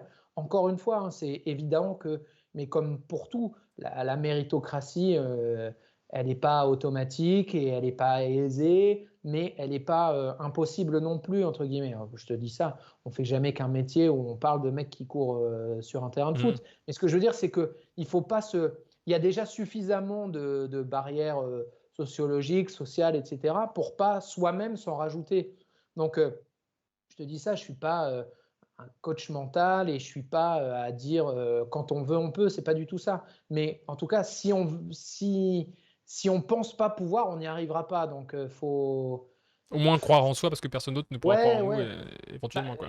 mais c'est normal en plus que Mhm. personne ne croira en nous. Si on ne le fait pas savoir, si on ne fait pas les démarches pour, si on n'essaye pas soit de passer les concours d'école de journalisme, soit de monter son propre média. Parce que Enfin, c'est tu aussi la vois, beauté de ce métier, c'est-à-dire on le voit dans la rédaction de sport, au final, alors on a tous les deux, je pense, un parcours un peu classique, on a fait école de journalisme, etc., mais il y en a qui s'en sortent tout à fait en ayant un autre parcours parce que ils ont du culot, ils ont du cran. J'ai dit l'autre jour l'anecdote de Karim Benani sur quand il est en stage à RMC, voilà, au culot avec Thierry Henry, ça c'est un truc que j'aurais jamais su faire moi, d'aller lui poser la question, prends ce téléphone, tu peux changer ma vie, bah voilà, ça c'est un truc, moi je suis encore des fois tout timide quand bon, ça a changé évidemment, mais voilà, il y en a qui ont une personnalité aussi qui leur permet. Voilà, il y a pas qu'une. C'est aussi la beauté de ce métier. Il y a à la fois plein de métiers différents dans le métier derrière le mot de journaliste. Il y a commentateur, tu parlais de chef d'édition, il y a rien que sur le tour du match, le journaliste bord terrain. Il y a ceux qui font les sujets, il y a ceux qui vont être animateurs en plateau, il y a ceux qui vont monter les résumés. Voilà, il y a plein de choses. Et là, on parle que du média de télé. Donc en fait, si on élargit à tous les médias, il y a plein de médias différents. Mais il y a aussi plein de voix en fait pour se faire remarquer. Et d'autant plus aujourd'hui en fait aussi où on a une sorte de démocratisation des plateformes, enfin avec les plateformes, avec YouTube, avec Twitter, etc. On peut se faire remarquer aussi de plein de manières différentes, quoi. voilà. Et je vais te faire une super métaphore, tu vas kiffer. Encore. Non, mais tu vois, On adore tes toi ou métaphores. moi, au niveau des études, en tout cas, on a pris vraiment l'autoroute, entre guillemets, Mhm. dans le sens où toi, tu as fait Lille. Ouais. Tu vois, tu as fait Lille, moi j'ai fait Bordeaux, c'est plutôt des. Enfin, toi, c'est une super école, moi, c'est une bonne école. Et ça permet, mine de rien, de faire des bons stages. Oui, c'est surtout Après, ça. de se Parce que faire un là, petit en effet, réseau, des petits trucs comme ça. la Mais formation est bonne, mais après, c'est vrai que c'est les contacts aussi dans les rédacs qui permettent de mettre un pied à l'étrier. Et tout à l'heure, quelqu'un demandait c'est comment on passe le big step ensuite, une fois qu'on commence à débuter dans le métier. Forcément, tout de suite, avoir ces écoles-là, ça nous aide à entrer dans des bonnes rédactions tout de suite, quoi. Voilà, mais il y en a qui font différemment. Tu connais Julien Yelch? Pas l'ancien joueur, mais le journaliste. Deux noms, ouais, deux Euh, noms. donc Julien, moi je l'ai rencontré il y a, je sais pas, 5-6 ans, un truc comme ça. Et le mec, pour commencer dans le métier, il était étudiant, etc. Il bossait par ailleurs, enfin voilà, il faisait des trucs pour essayer de vivre comme beaucoup d'étudiants. Et il avait aussi monté un site internet sur lequel il commentait des matchs de National, National 2, etc. Sur toute l'île de France. Et donc, le mec, pendant, je sais pas, 3-4 ans, il a commenté les matchs de Créteil, du Paris FC, du Red Star. Enfin, il allait un petit peu partout et tout. Il arrivait avec son ordi, il arrivait avec il se branchait pour avoir une connexion Internet. Il avait son micro, son casque. Il en avait un deuxième parce que de temps en temps, il réussissait à avoir avec lui un consultant qu'il avait trouvé soit au stade, soit un mec qu'il connaissait, etc. Et le mec, il a appris son métier tout seul, quoi. Mhm. Et il a créé son truc de A à Z, comme aujourd'hui, il y en a qui créent leur compte Twitch et des choses comme ça, ou qui créent du contenu sur YouTube, etc. Mais ce que je veux dire, c'est que tu as des voies vraiment en parallèle, ce que tu disais. Tu as soit l'autoroute, mais attention, l'autoroute, ça ne veut Et pas encore, dire que hein, tu y arrives, hein, bien sûr. parce qu'il y a des tas de gens avec qui j'étais à l'école qui ont galéré, et c'est sans doute encore de plus en plus vrai, parce qu'il y a aussi plus d'écoles qui sont reconnues qu'à l'époque où moi je l'ai faite. Moi, je sais qu'à l'époque, il y avait genre 8 écoles quand Mhm. on était. Je crois qu'on Et a je crois qu'il 14 y en a une. maintenant. Ouais, un Ouais. truc comme Mhm. ça. Donc, tu as quand même aussi beaucoup plus de gens qui arrivent. En plus, moi, à l'époque où je le faisais, il n'y avait pas forcément beaucoup d'étudiants qui avaient envie de devenir journaliste sportif. Mhm. C'était moi dans ma promo, il y a Estelle Denis qui est devenue journaliste sportive et moi, quoi. Ah, t'étais dans la Alors promo d'Estelle qu'aujourd'hui, Denis? ouais, ouais. Et en plus, elle en est partie. Mais ce que je veux dire, c'est que aujourd'hui, non seulement il y a plus d'écoles reconnues, il y a plus de gens dans les écoles qui ont envie de devenir journaliste sportif. Moi, je dis pas que c'était honteux, mais c'était quand même pas la Mhm. voie la plus glorieuse, entre guillemets, quoi. Moi, je m'en Ouais. fiche, hein.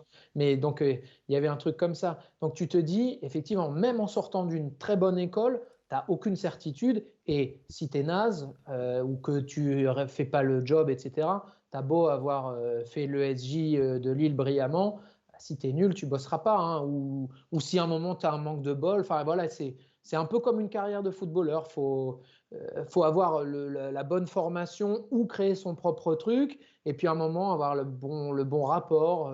Mhm. Créer son réseau. Après, je dis ça, je ne suis pas super fort pour le réseau, mais il n'empêche qu'en 20 ans de boulot, bah, je Ça, c'est connais. naturellement aussi, ouais. Oui, voilà. Et c'est même pas. Avec toutes les C'est rédactions que même tu as pas du faites, forcément. réseautage, tu vois, mais c'est juste que tu as vu plein de gens, on passe quand même du temps avec les gens avec lesquels on bosse dans notre métier. C'est-à-dire que soit, comme toi et moi, on a passé des dimanches soirs, des dimanches entiers à regarder des matchs toute la journée, à faire l'émission, à débriefer notre émission une fois que tout le monde était parti.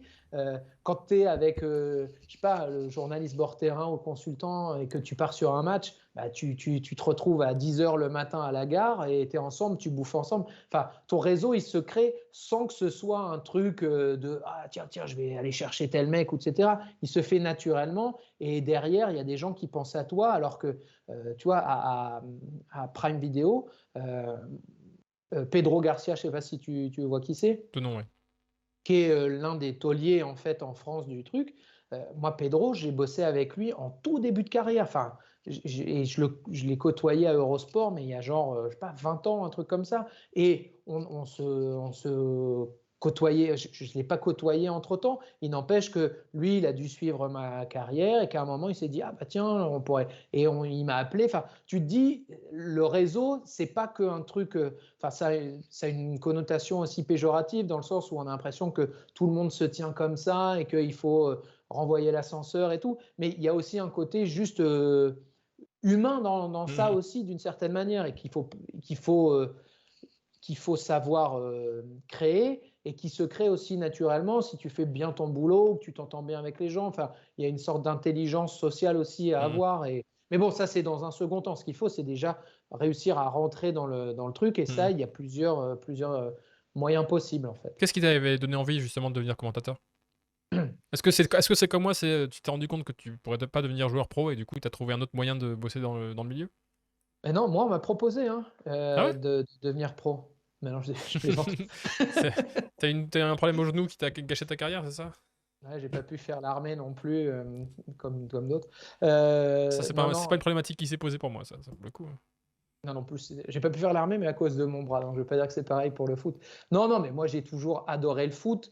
J'ai adoré regarder du foot. Enfin, moi, quand j'étais gamin, je regardais tout ce que je pouvais. Euro Euh, 84, tu disais ton premier souvenir dans une autre interview. Comment tu te souviens? Parce que ouais, tu avais ouais. 6 ans, hein, de quoi tu te souviens de l'Euro 84? Parce qu'à 6 ans, En fait, je me souviens de trucs un peu. Je me des images, quoi. souviens. Ouais. Mm. Ouais, voilà, tu vois, des barbecues chez des cousins de la famille, de couleurs de maillot. Je me souviens de l'ambiance du match de France-Portugal. Je sais pas, j'ai Mhm. un truc. Alors peut-être que c'est aussi parce que je l'ai revu 5 fois ou 10 fois depuis, mais j'ai dans ma tête, je sais où j'étais ce jour-là. Alors peut-être que c'est faux, mais j'étais chez les cousins Robert et Marie-Vonne de ma mère, Mhm. machin et tout. Enfin, dans ma tête, c'est là, quoi. Donc peut-être Mhm. que c'est complètement faux et on le saura jamais, mais j'ai ce truc-là. Après, j'ai aussi le poster dans la salle de jeu quand j'étais petit, dans le garage, où il y avait Michel Platini, meilleur buteur, meilleur joueur de l'Euro 84. Enfin, tu vois, il y a des trucs où il y a des liens charnels, quoi. Et moi, le foot, j'ai joué, enfin, j'y joue malheureusement plus beaucoup, mais j'y ai joué tout le temps, enfin tout le temps. J'ai pris ma licence quand j'ai eu 6 Mm. ans. Tu jouais quel poste d'ailleurs? Parce que bon, on a fait quelques foot avec la rédaction de Téléfoot où tu mettais un beau maillot de Dortmund bien fluo et tu passais souvent dans les buts. Mais voilà, quand c'était sérieux pour toi, tu jouais quel poste? Je jouais 8-10, quoi. Ah ouais, créateur, Ouais, quoi. ouais. Ouais, non, mais après, j'ai joué depuis quelques années. Quand je joue juste en défense centrale. Mais j'étais très lent. Un bon pied, mais hyper lent. Riquelme? Un 10 à Non, non, l'ancienne, non, quoi. non. Non, mais c'est voilà, Ouais, on tu va dire ça. disons que tu Non, non, mais toi, il y en abs a qui sont en décalage avec leur temps, qui ont un profil qui, voilà, qui, n'est pas bon pour aujourd'hui, mais qui serait bon dans 20 ans. Toi, c'était un peu l'inverse, peut-être. Peut-être que tu aurais pu percer il y a 20 ans quand, non. on demandait Ah pas non, parce autant qu'il en y a numéro 20 ans, 10. j'ai pas Ah non, percé. mais enfin 20 ans plus tôt, quoi. Non, non, non, non, non, franchement, j'ai pas cette prétention-là. Non, en plus, il n'y avait pas assez de niaque, pas assez de. Puis je pense pas assez de VO2 max. Enfin, tu vois, vraiment, Justement, rien du tout pour voilà, en devenir. plus tôt, c'était pas forcément quelque chose qui serait entré en ligne de compte. Ah, si, si, si. Si, si. Mmh. Si, si, parce que même si ça courait moins, même si machin et tout, les mecs, c'était des bestiaux quand Mmh. même, hein, Donc mais le beau geste avant tout, quoi. C'était un petit peu ça? ouais, et puis, tu vois, alors, moi, les récompenses individuelles que j'ai gagnées, c'était genre le prix du fair play. Tu vois, ma fille, elle se Ah, moque tout le temps de moi, ouais, tu ça vois. c'est Parce que j'ai une ça coupe, je te jure, j'ai une coupe. ouais, ouais, Non, ouais, non, parce mais que je oui. sais plus, dans un C tournoi, ça j'avais c'est dit ouais. un truc, je sais pas quoi. Parce Mais que tu avais tu vois, des relevé trucs un comme ça. adversaire. Ouais, mais enfin voilà, non, non, mais j'ai pas du tout la prétention de me dire que j'aurais pu être pro. En revanche, j'ai toujours eu beaucoup, beaucoup de bonheur et de plaisir à jouer au foot. Et j'ai toujours eu du plaisir et du bonheur à regarder du foot. Je te dis, moi, j'étais élevé chez ma mère. Ma mère, elle s'est jamais dit, mon fils, il aime le foot, je vais prendre Canal à l'époque. Donc j'avais un voisin qui habitait à 300 mètres de chez moi. Et donc j'allais chez lui et on regardait le match de foot du dimanche soir à partir du moment où j'ai eu le droit de sortir. J'essayais de. Tu vois, je récupérais de temps en temps des journaux de foot, mais je lisais plusieurs fois, tu vois, des vieux France Foot, Mmh. des albums Panini, je les regardais tout le temps. Enfin, tu vois, une sorte de fascination là-dessus. J'écoutais les multiplex le samedi soir, là, sur Europe. Enfin, tu vois, il y avait toujours eu un truc où je me dis, ah, c'est fascinant. Moi, j'adore ça. Enfin, et je me suis dit, qu'est-ce que je veux faire? Alors, je voulais être journaliste plus que journaliste sportif, en fait, au Mmh. début. J'avais des questions qui se posaient. Je me disais, c'est un métier qui m'intéresse, tu vois, je suis plutôt curieux. Enfin, voilà, et une fois que je suis rentré à l'école de journalisme, je me suis dit, aïe, aïe, aïe, je vois tout ce qui est possible. J'ai fait des premiers stages dans des rédactions où je voyais que tu arrivais et où le matin, on te disait ce dont tu allais parler pour le lendemain, tu vois. Ouais. Et je me disais, mais C'était où ton comment est-ce premier qu'on. stage?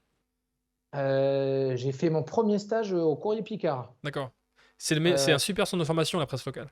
ah mais non, mais c'était. Non, même. Attends, je suis bête, moi. Le premier, c'est même à la Voix du Nord, quand D'accord. j'étais à l'école. Mmh. J'ai fait un stage de 15 jours à la Voix du Nord. Après, je sais plus, je suis allé à France Bleu, enfin Radio France Alsace à l'époque, à Strasbourg, 15 jours. L'été, j'ai fait 3 mois au Courrier Picard. Et après, j'ai fait des stages à France 3 en région et tout. Et je me disais, il faut faire des trucs sur des sujets que tu maîtrises pas du tout, en Ouais. fait. Et j'avais enfin, une impression de me dire, mais si je fais ça, je vais être tous les jours à me dire que je suis un escroc, en fait. Mmh. Tu vas devoir Ah ouais. parler Ouais, parce que du jour au en lendemain, tu dois parler alors d'une nouvelle loi qui peut passer conflit sur le tabac, social. un fait divers, et puis après c'est Voilà. ouais, il y a plein de choses, de trucs de géopolitique, des choses comme ça, ouais, c'est clair. Et tu te dis, tous les jours, je vais avoir peur de parler de choses que je maîtrise pas et soit de mettre des gens dans la panade, soit de pas bien expliquer les trucs et tout. Et donc, rapidement, franchement, au bout de quelques mois à l'école de journalisme, je me suis dit, je veux faire un journalisme spécialisé. Mmh. Et là, j'ai eu enfin, les deux trucs qui m'intéressent le plus, c'est le sport et la politique. Et donc après, je me suis vite demandé ce que je préférais. Je me suis dit, est-ce que le foot, enfin le sport et le foot en particulier, tu vas t'en lasser un jour? Non. Est-ce que la politique, tu t'en lasseras? Et je me suis dit, là, c'est possible. Mmh.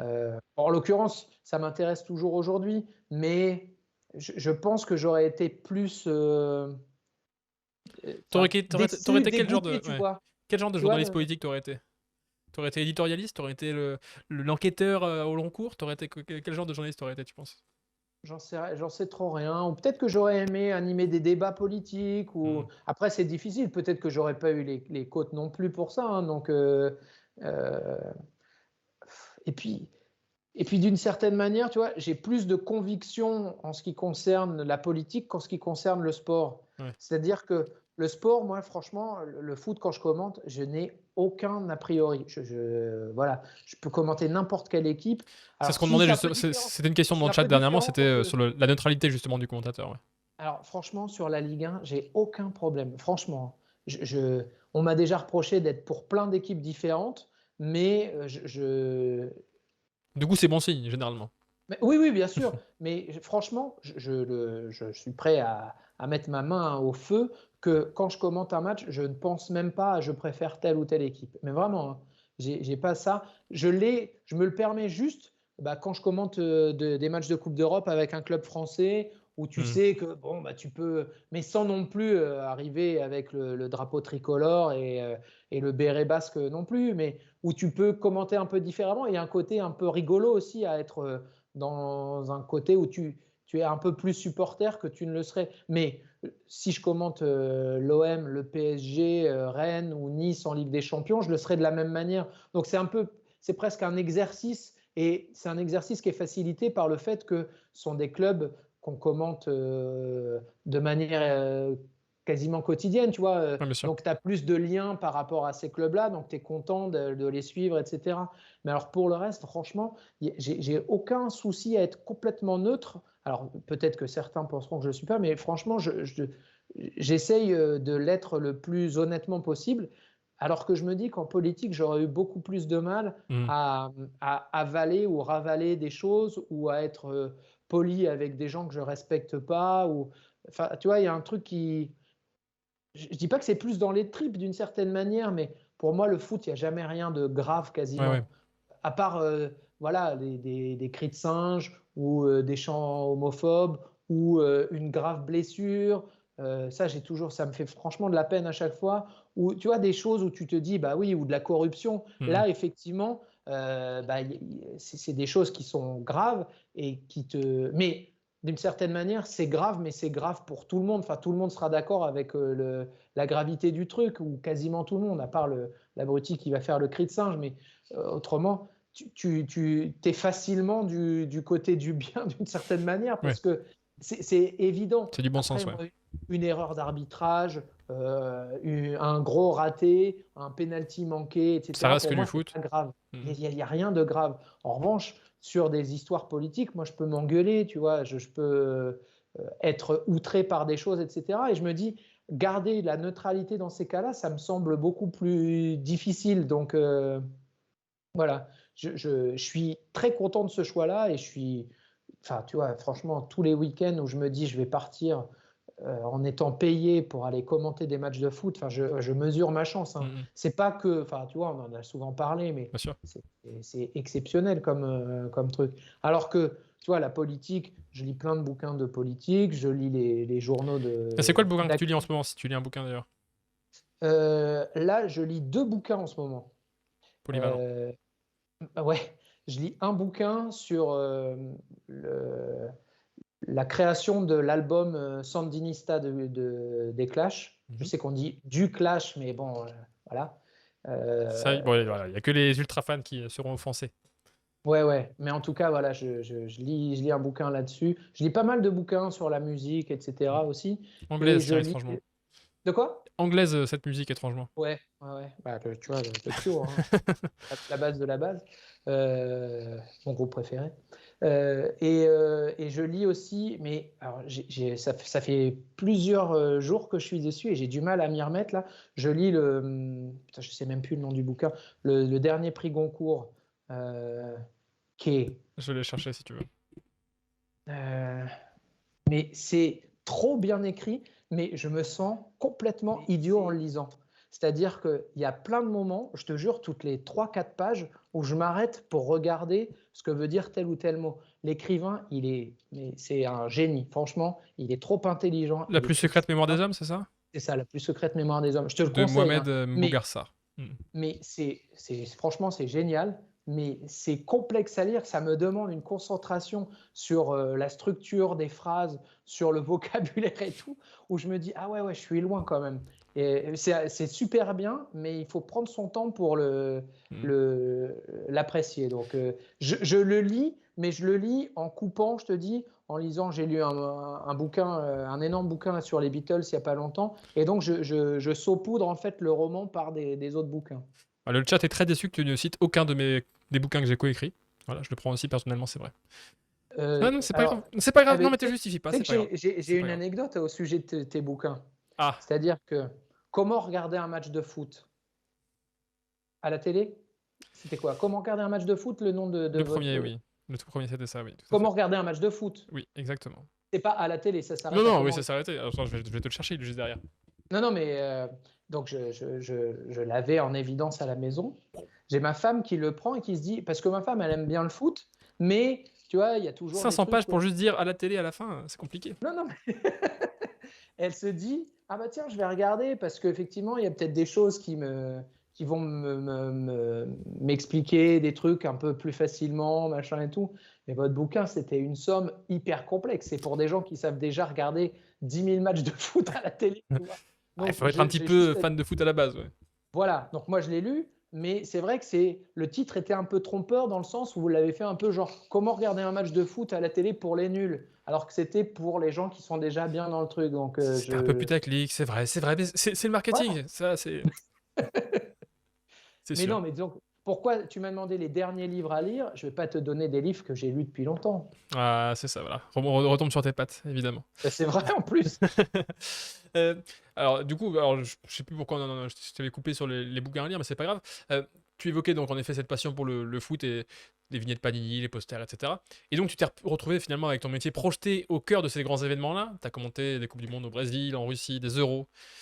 Si tu devais, alors c'est des questions qu'on t'a sûrement déjà posées, hein, mais ton plus beau souvenir professionnel depuis que tu fais ce métier. D'ailleurs, c'est peut-être même pas sur ces grandes compétitions-là, hein, parce que moi, perso, par exemple, mon plus beau souvenir professionnel, c'est quand j'ai couvert la Ligue 1 et la Ligue 2 pour la Voix du Nord, justement, l'été 2012, parce que j'allais dans les stades et que je kiffais aller dans les stades, etc. Alors que depuis, j'ai vécu des choses super et on m'a fait confiance sur des rôles hyper valorisants. Et toi, c'est quoi ton plus beau souvenir professionnel? Ah, si c'est Quoi qu'attends, sur. pardon, je te coupe, mais en fait, bon, je le mets au même niveau que interviewer Klopp et Guardiola pour RMC Sport, quand même. Voilà. C'est corrigé. Quand même. Je pensais que c'était passé le dimanche avec moi. Mais Oui, mais moi, bon. c'était passé le dimanche avec toi, tu vois. Ah, Donc, voilà. C'est ça. Ah, c'est sûr, c'est bien amusé. non, non, je blague. Moi, franchement, j'ai adoré la Coupe du Monde en Russie. Alors, c'est pas vraiment d'actualité, mais bon, on va pas refaire le passé non plus, tu vois. Mais j'ai pris un plaisir vraiment incroyable à cette Coupe du Monde-là. Euh, En fait, parce que c'était inattendu pour moi. Hmm. Je dis pas que je me dis, ah, je vais à la Coupe du Monde, j'y suis pas allé à reculons, mais je pensais pas que ça allait être autant de plaisir d'une certaine manière. C'est un pays où j'allais de temps en temps, tu vois, pour couvrir des matchs de Coupe d'Europe, etc. Mais à chaque fois que j'y allais, c'était genre soit en novembre ou en février. Et tu vois, tu es dans des endroits où il fait archi froid, Hmm. où les gens sont tous repliés un peu sur eux-mêmes, mais c'est pas forcément une volonté, mais c'est juste un truc où chacun pense à rentrer le plus vite possible chez lui, quoi. Ouais. Donc, c'était pas les endroits les plus chaleureux, pour être honnête, où tu pouvais aller dans un stade. Et je m'étais dit, bon, bah, un mois avec des gens un peu enfermés et tout, ça va être compliqué. Et il s'est avéré que c'était tout l'inverse. Ça a été un moment où j'ai vraiment découvert le pays et tout. C'est effectivement, je te dis, vu l'actualité, je vais pas y retourner tout de suite forcément, mais Hmm. euh, des endroits genre Saint-Pétersbourg en mois de juin, la ville, c'est exceptionnellement beau. L'après-midi, tu te dis, tiens, on va aller se balader à tel endroit en début d'après-midi. On peut aller au musée de l'Ermitage. Hop, tu vas au musée de l'Ermitage, tu reviens au moment où il y a les matchs qui commencent. Tu regardes les matchs de l'après-midi. Et puis après, tu pars au stade, qui est un stade incroyablement. Enfin, celui où il devait y avoir la finale de la Champions League, là.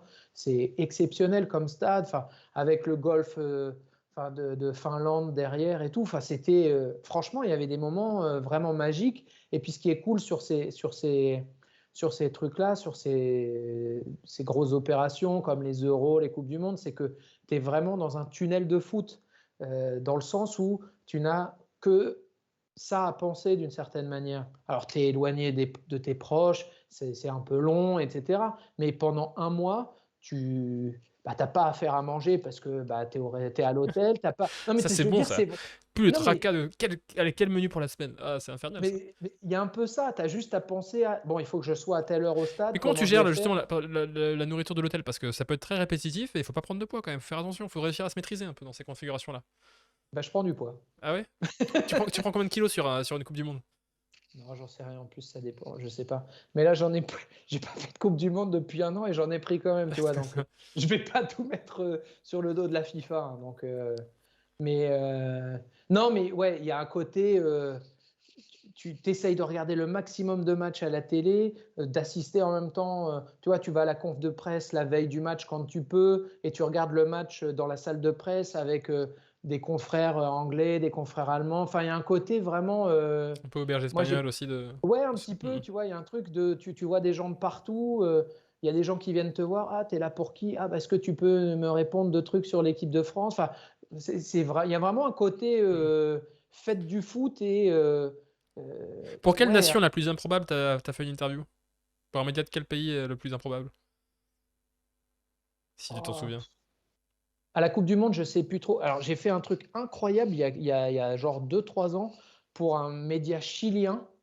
Parce que j'avais commenté, alors en plus il m'avait appris après le match que j'avais commenté le premier match d'une joueuse chilienne en Ligue des Champions féminine. Ah, ils t'ont retrouvé comme ça, c'est beau.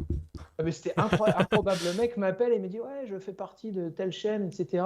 Vous avez commenté le premier match de Christian Endler en Ligue Oui. des Mm. Champions, enfin Ligue des Championnes.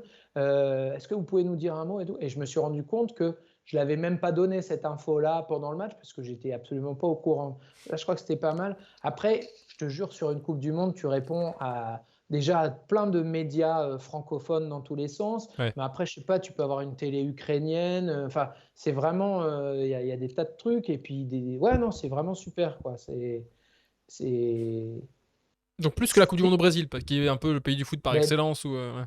ouais, bizarrement, ouais, mais après au Brésil, je suis resté que sur une zone. Ah ouais, d'accord.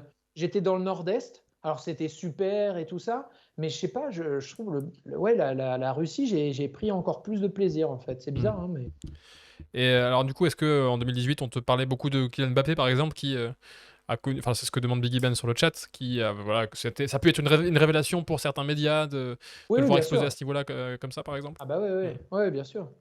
Ouais, ouais, c'était. Bah, et puis quand. Après, je me rappelle plus où c'était, mais je me rappelle qu'on était dans une salle de conf de presse le jour du France-Argentine. Et là où tu vois les gens qui se disent Ouah, c'est quoi cette machine, c'est quoi ce dragster, etc. Enfin, non, non, c'est. Mm, mm. Marquer les esprits. Mais je me rappelle plus si j'ai répondu à propos de Kylian Mbappé ou pas, j'avoue que. Comment ça, tu tiens pas une bibliographie de toutes les interviews que tu as données à travers le monde pour te faire un petit Ah, portfolio? D'ailleurs, perso, est-ce non, que les Chiliens mais t'avaient j'ai un répondu en scribe espagnol ou qui me pas? suit, hein. Ah oui, bah je me doute bien. T'avais répondu en espagnol du coup aux Chiliens ou? Non, non, en anglais, en anglais. Ouais, forcément. Parce que Elver allemand, du coup. Ça aurait été compliqué, ouais. Et alors, plus largement, est-ce que. Bon, c'est des questions qui reviennent aussi souvent, hein, mais la plus belle ambiance que tu aies connue dans un stade? Bah, bah, Dortmund, c'est quand même quelque chose. Ouais. Dortmund en Ligue des Champions, retournement de situation. J'étais pour le match contre Malaga là, il y a Ah oui. quelques années. C'était le stade, il tremblait, quoi. Hmm. Enfin, il y avait un truc dingo. Après, chouette ambiance aussi, le Beşiktaş à Istanbul.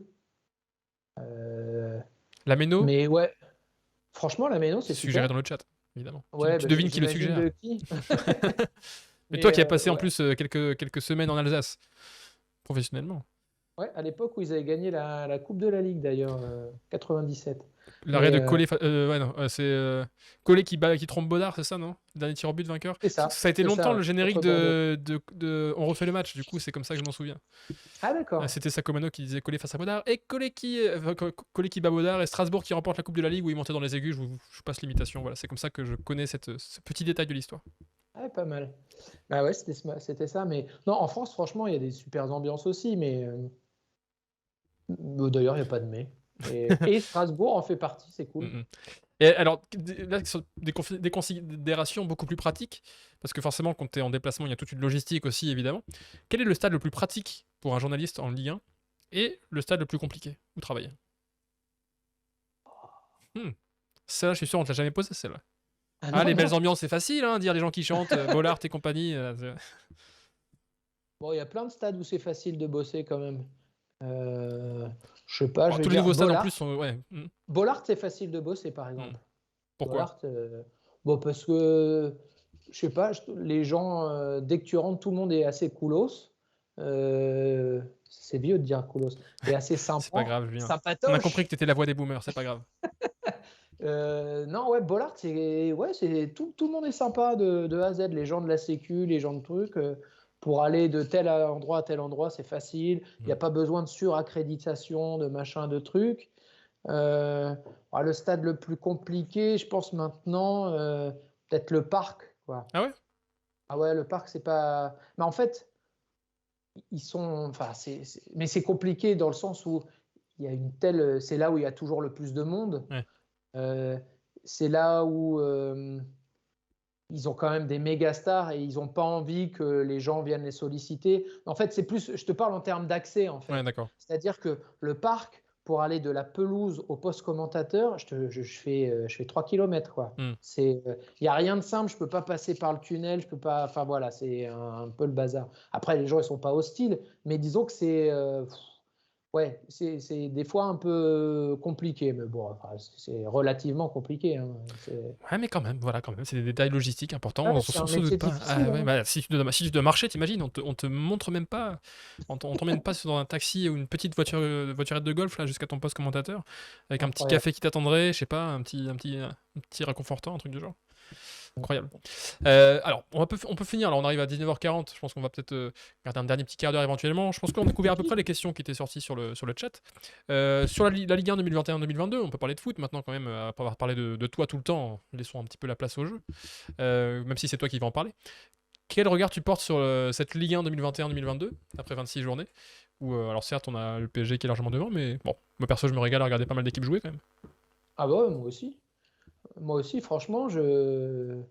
Alors, on a eu une petite baisse de régime, je dirais, en fin Mhm. d'année et début janvier, Ouais, non? quelques équipes qui ont eu des petites Ouais, des Rennes, des Lens qui nous régalaient un peu, ça a été compliqué, même Monaco, ça a été voilà. difficile aussi, Des week-ends même où, Marseille tu vois, aussi, hein. parce que dans chaque week-end, tu as des matchs où tu te régales pas, mais c'est aussi ça qui est bien. Enfin, Ouais, je vais pas faire mon prof d'économie capitaliste, mais la rareté, c'est aussi ce qui fait enfin, la préciosité des choses, tu ouais, vois, parfois.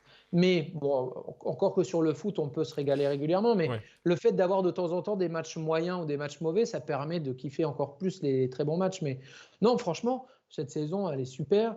Euh, le petit regret qu'on pourrait avoir d'une certaine manière, c'est juste que la saison de l'an dernier, elle se soit faite à huis clos, quoi. Mhm.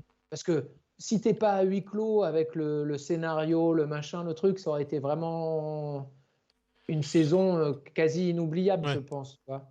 Là, on ne sera pas forcément sur Avec le un. PSG qui est vraiment challengé, etc. Voilà, c'est Mhm. ça. Là, ce sera pas inoubliable parce que le PSG est trop fort. Mais en revanche, c'est une super saison pour tout le reste. Effectivement, le titre de champion, on l'a oublié, mais enfin, il y a de l'intérêt partout. Tu Mhm. vois, ce dimanche, je vais faire Saint-Étienne-Metz. Je suis super content. Alors que c'est le 18e contre le 19e. Mais tu te dis, là-haut, là en bas, il y a très peu d'équipes qui sont dans une sorte de ventre mou, quoi. Ouais. Tu as quoi? Tu as 4 équipes peut-être qui le sont. Donc c'est un petit ventre mou. Pour tout le Mhm. reste, tous les week-ends, il y a un truc qui se passe où tu vois, je fais Lyon à Lorient. Bah, Lyon, même s'ils sont dixièmes, c'est chaque week-end, tu as des choses à dire. Donc non, franchement, je suis vraiment super content Mhm. de cette saison. Et est-ce qu'il y a une équipe particulièrement qui te régale cette saison, que tu prends du plaisir à commenter à chaque fois, parce que tu sais que ça va être sympa et puis qu'elle répond présent. Euh, ouais, tu as Rennes et Lens, dont Mhm. tu parlais tout à l'heure. Lens, il y a un truc quand même. Ouais, bien Parce sûr. que Rennes, d'une certaine manière, je ne dis pas que c'est facile, mais il y a des joueurs à Rennes qui pourraient être titulaires dans beaucoup d'autres clubs. À Lens, c'est pas forcément si évident que ça. Mhm.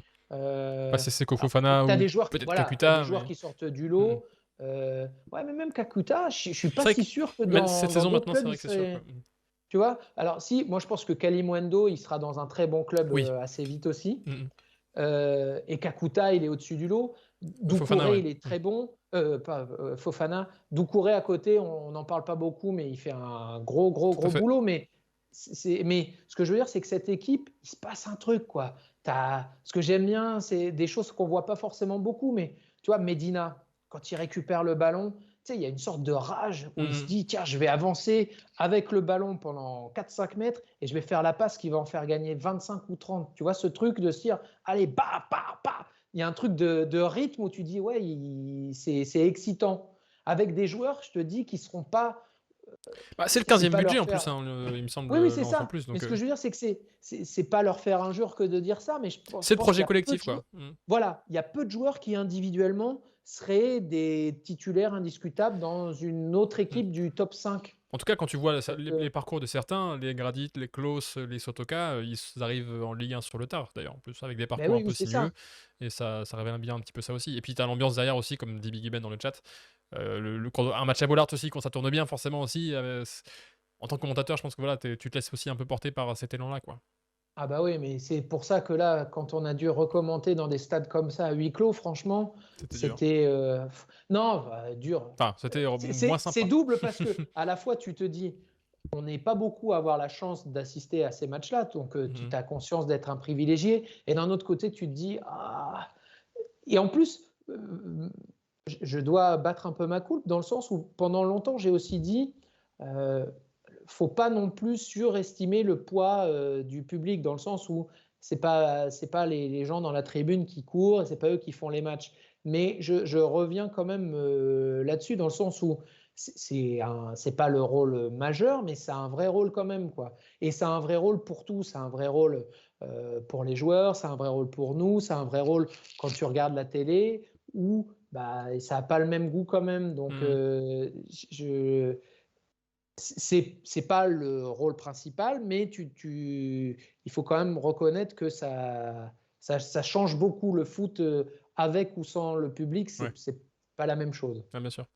Et alors, au niveau des joueurs, alors, la Ligue 1 s'auto-nomme la Ligue des talents, une pépinière de talents, plein de jeunes à voir sortir, etc. Est-ce qu'il y a un jeune cette saison, alors qui commence à percer un petit peu, qui reste encore méconnu, sur lequel tu miserais pour les prochaines années, où tu te dis, celui c'est sûr, on va en reparler dans 3 4 ans. Parce que je me souviens par exemple, Ekitike l'an passé à Reims, quand il fait ses débuts, je crois que ses débuts en Ligue 1 ça avait été très compliqué, et j'avais dit, oh, on avait un petit peu parlé là-dessus à Téléfoot, Ouais, où moi ouais. j'avais douté un peu, et le voir cette saison, du coup c'est une sacrée transformation.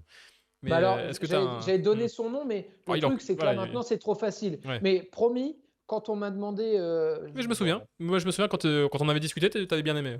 ouais, ouais, Mhm. à cette époque-là, et même là, tu vois, après, au mois de décembre, là, après les matchs allés, on m'a demandé de citer justement bah, sur les réseaux sociaux Ouais. de Prime Video, de citer genre mon joueur coup de cœur, le joueur le plus fort, je crois, et la pépite, machin. Et avant qu'il y ait les 40 millions proposés à Reims, etc., je promis, j'avais mis Ekitike, quoi. Donc, je vais rester là-dessus. Après, maintenant, ça paraît presque évident. Je te dis, moi, je pense vraiment que Kalimundo, il a Ouais. quelque chose. Après, évidemment, il a déjà marqué 15 buts en Ligue 1, donc c'est pas non plus le mec qui sort de nulle part. Euh, mais je pense que, franchement, moi, je suis Paris, je le rapatrie et je le mets dans la rotation vite, quoi. Ouais. Je, Ouais, parce je qu'il vois a. pas ce qu'il a de Hmm. moins par T'as rapport Icardi. à. Ouais, par exemple. Alors, aujourd'hui, en tout cas, c'est sûr qu'après, voilà, Icardi, il a un passé de buteur qui parle pour lui aussi, mais c'est vrai que Oui, oui, Kalimundo, dans son puis jeu de haut but, dans ses mouvements, etc. ah ouais, ouais, ouais. Hmm. Parce que Icardi, même si on peut dire ceci ou cela, il n'empêche qu'il met la tête décroisée quand il faut à la 93e contre Lyon. Enfin, tu vois, il y a des moments où tu vois le joueur que ça pourrait être. Mais entre un joueur qui pourrait être et un joueur qui est, bah, à un moment, tu préfères peut-être celui qui t'apporte des trucs réels au Hmm. moment où il le faut, quoi. Mais attends, sinon, je réfléchis. Qui est-ce qui est vraiment. Bah, après, les mecs, tu le vois quand même rapidement. Il n'y a personne qui passe Hmm. sous les. Mais Oui, je c'est te sûr. dis, Ekitike, franchement, rapidement. Mais je ne sais pas si tu te souviens, mais le but qu'il marque, je crois que c'est contre Angers, où il s'arrête dans la surface. Et quand on est en plateau avec nous, il y a Thierry Henry qui fait Oh, ouh, tu sais, un truc comme ça. Hmm. Et tu te dis, ah ouais, effectivement, Si lui voit lui, quelque il chose en arrive plus. Ouais, et puis tu te dis, il arrive à s'arrêter. Mais j'en ai parlé l'autre jour avec Thierry Henry, là, on allait voir un match, et je lui disais, moi, les mecs comme vous, là, qui arrivez à être tellement serein dans la surface, ça me fascine. Ouais. Tu vois, qui arrive à se mettre en pause, à regarder tout ce qu'il y a autour et tout. Et lui, il me dit, mais non, mais nous, on est les patrons. Tu as le ballon dans la surface, c'est toi le patron. Au pire, on vient de toucher, il y a faute pour toi. Enfin, genre, tu n'as rien à perdre, quoi. Hmm. Et genre, tu as le temps, avant de recevoir le ballon, de voir qui est où, tes possibilités, le trou, l'espace et tout. Et tu sais, lui, ça lui paraît hyper Ouais, c'est. naturel. Et, Et Ekitike, il a ça, je crois. Vraiment. C'est vrai que Guillaume dit aussi que Thierry Henry avait fait ça sur Colomani aussi. C'était, je sais plus sur que c'était je sais plus sur quel match aussi où il fait son. Mais non, c'était Colomani, en Ah, fait. Mais il l'a fait sur Ekitike aussi. oui, c'est ça, ouais. Sur Colomani, Ouais, ouais, sur Colomani, ouais, il fait oh, je crois que c'est le moment où il fait son râteau, ouais, etc. Je ouais, me souviens plus ouais, contre qui c'est, ouais. mais c'est pas, je me demande si c'est pas contre Angers ou quelque chose comme ça. Mais ouais, non, c'est clair, c'est clair. Et alors du coup, le prochain match que tu vas commenter, Lorient-Lyon, Ouais. à quoi ressemblent tes fiches? Ah bah, là, elles sont sur mon ordinateur sur lequel je te Tu es parle. un homme moderne. Non, non, en plus, je vais les imprimer parce que je suis un homme à l'ancienne. Non, mais je vais les imprimer. Attends. Hop, qu'est-ce que j'ai fait? Alors, je me suis noté les Les trucs fameuses déjà. pochettes jaunes déjà. Voilà, la petite pochette jaune, tac, le nom du match, le petit chiffre du match. Hein, il est là, 84. Après, j'ai mis le nom de l'arbitre et tout à l'ancienne. Après, j'ai mis le classement, la journée, les buteurs, les passeurs décisifs, etc. Et après, le plus important, c'est ce qu'il y a dans la machine. Mais là, j'ai gardé, mais ce n'est pas mes fiches de là, tu vois, c'est les fiches du match d'avant, je ne sais pas si tu vois. Ouais, ouais. Enfin, on devine les Donc, couleurs, etc. voilà, les matchs précédents, les petites stats, les chiffres, les trucs pour chacun. Mais je n'ai pas encore imprimé pour Lorient Hmm. et pour Lyon demain parce que j'attends que le groupe sorte Ouais, oui. pour pouvoir dire qui sera là, qui ne sera pas là, etc. C'est en tout petit caractère. Tu mets des lunettes pendant le match pour. Même pas. Ça, c'est beau, ça. Alors, j'ai des cheveux blancs, mais j'ai encore une bonne vue. Mais t'as encore des cheveux aussi. J'ai encore, oui, exact. Et comment tu le vois alors, ce Lorient-Lyon? Parce que Lorient revient bien aussi, hein. Oui, oui, oui, oui, oui. Après, je regardais, tu vois, c'est le stade où il y a eu le moins de buts cette saison, Aïe. le Moustoir. Tu vends bien ton match. Non, on J'espère en que c'était parle pas ta entre stat nous. d'avant-match, du coup. Non, non, non. Non, non, et Lyon, c'est l'équipe qui croque le plus avec Lorient. Donc, normalement, 4-4. Normalement. Et putain, bah, justement, alors ça me pensait. Alors je sais plus quel but où tu t'es enflammé, je me demande si c'est pas le week-end dernier ou je sais plus, mais le moment le plus fort au commentaire cette saison pour toi, si tu t'en souviens. Euh, En tout cas, le je moment qui peux, te je vient, peux hein. t'en donner deux? Allez, on va te le. Parce que c'est toi, hein. C'est bien parce que c'est toi. Ah Sinon, non, si tu. je t'en donne même trois. Voilà, Bam! vas-y, Bon. fais ce que tu veux, prends les commandes du live, il n'y a pas de problème, vas-y. Le but de Paqueta en début de saison, le redoublement de passe là contre Ah oui. Clermont, Hmm. kiff total. En plus, je le suis bien là, une, deux. Ah, j'étais trop content. Mais déjà, ce genre de but, tu vois, ça te. Tu sais, les buts comme celui de Rennes là, Ouais. la semaine dernière, c'est pas moi qui le commente, mais à regarder, quand ça se termine par le but, c'est limite une extase, quoi. Donc il y a celui-là, il y a le but de Casery quand même à Metz, Ouais. qui était en plus, c'était marrant parce que tu vois, j'étais avec Buster Keaton Bodmer à côté au commentaire. Et au moment où il dit c'est pas mal ça, au moment où Kazri il tente le truc. Donc, en plus, c'était marrant parce qu'en plus, tu le connais, Mathieu, il est adorable et c'était cool de partager ça, tu vois, Hmm. en explosant. Et puis à la fin, il se marre et il dit ah ouais, franchement, c'est mieux que pas mal. Enfin, tu vois, un truc où un truc de vie commune. Et il y a l'autre jour, le match entre Saint-Etienne et Montpellier avec le but d'Amouma, là. C'était. Ah oui. Oui, oui, Ouais, c'était ouais. celui-là, voilà, exactement. C'est la remontée de Sainté. Ah ouais, ouais, ouais. Parce que tu es à Saint-Étienne, que même s'ils sont derniers, même s'ils sont loin, même s'il n'y avait que 20 000 personnes à Geoffroy Guichard, Saint-Étienne, il y a un truc, quoi. Ouais. Donc, non, c'était super, ça aussi. Bon, on te souhaite de revivre autant de belles émotions d'ici la fin de la saison.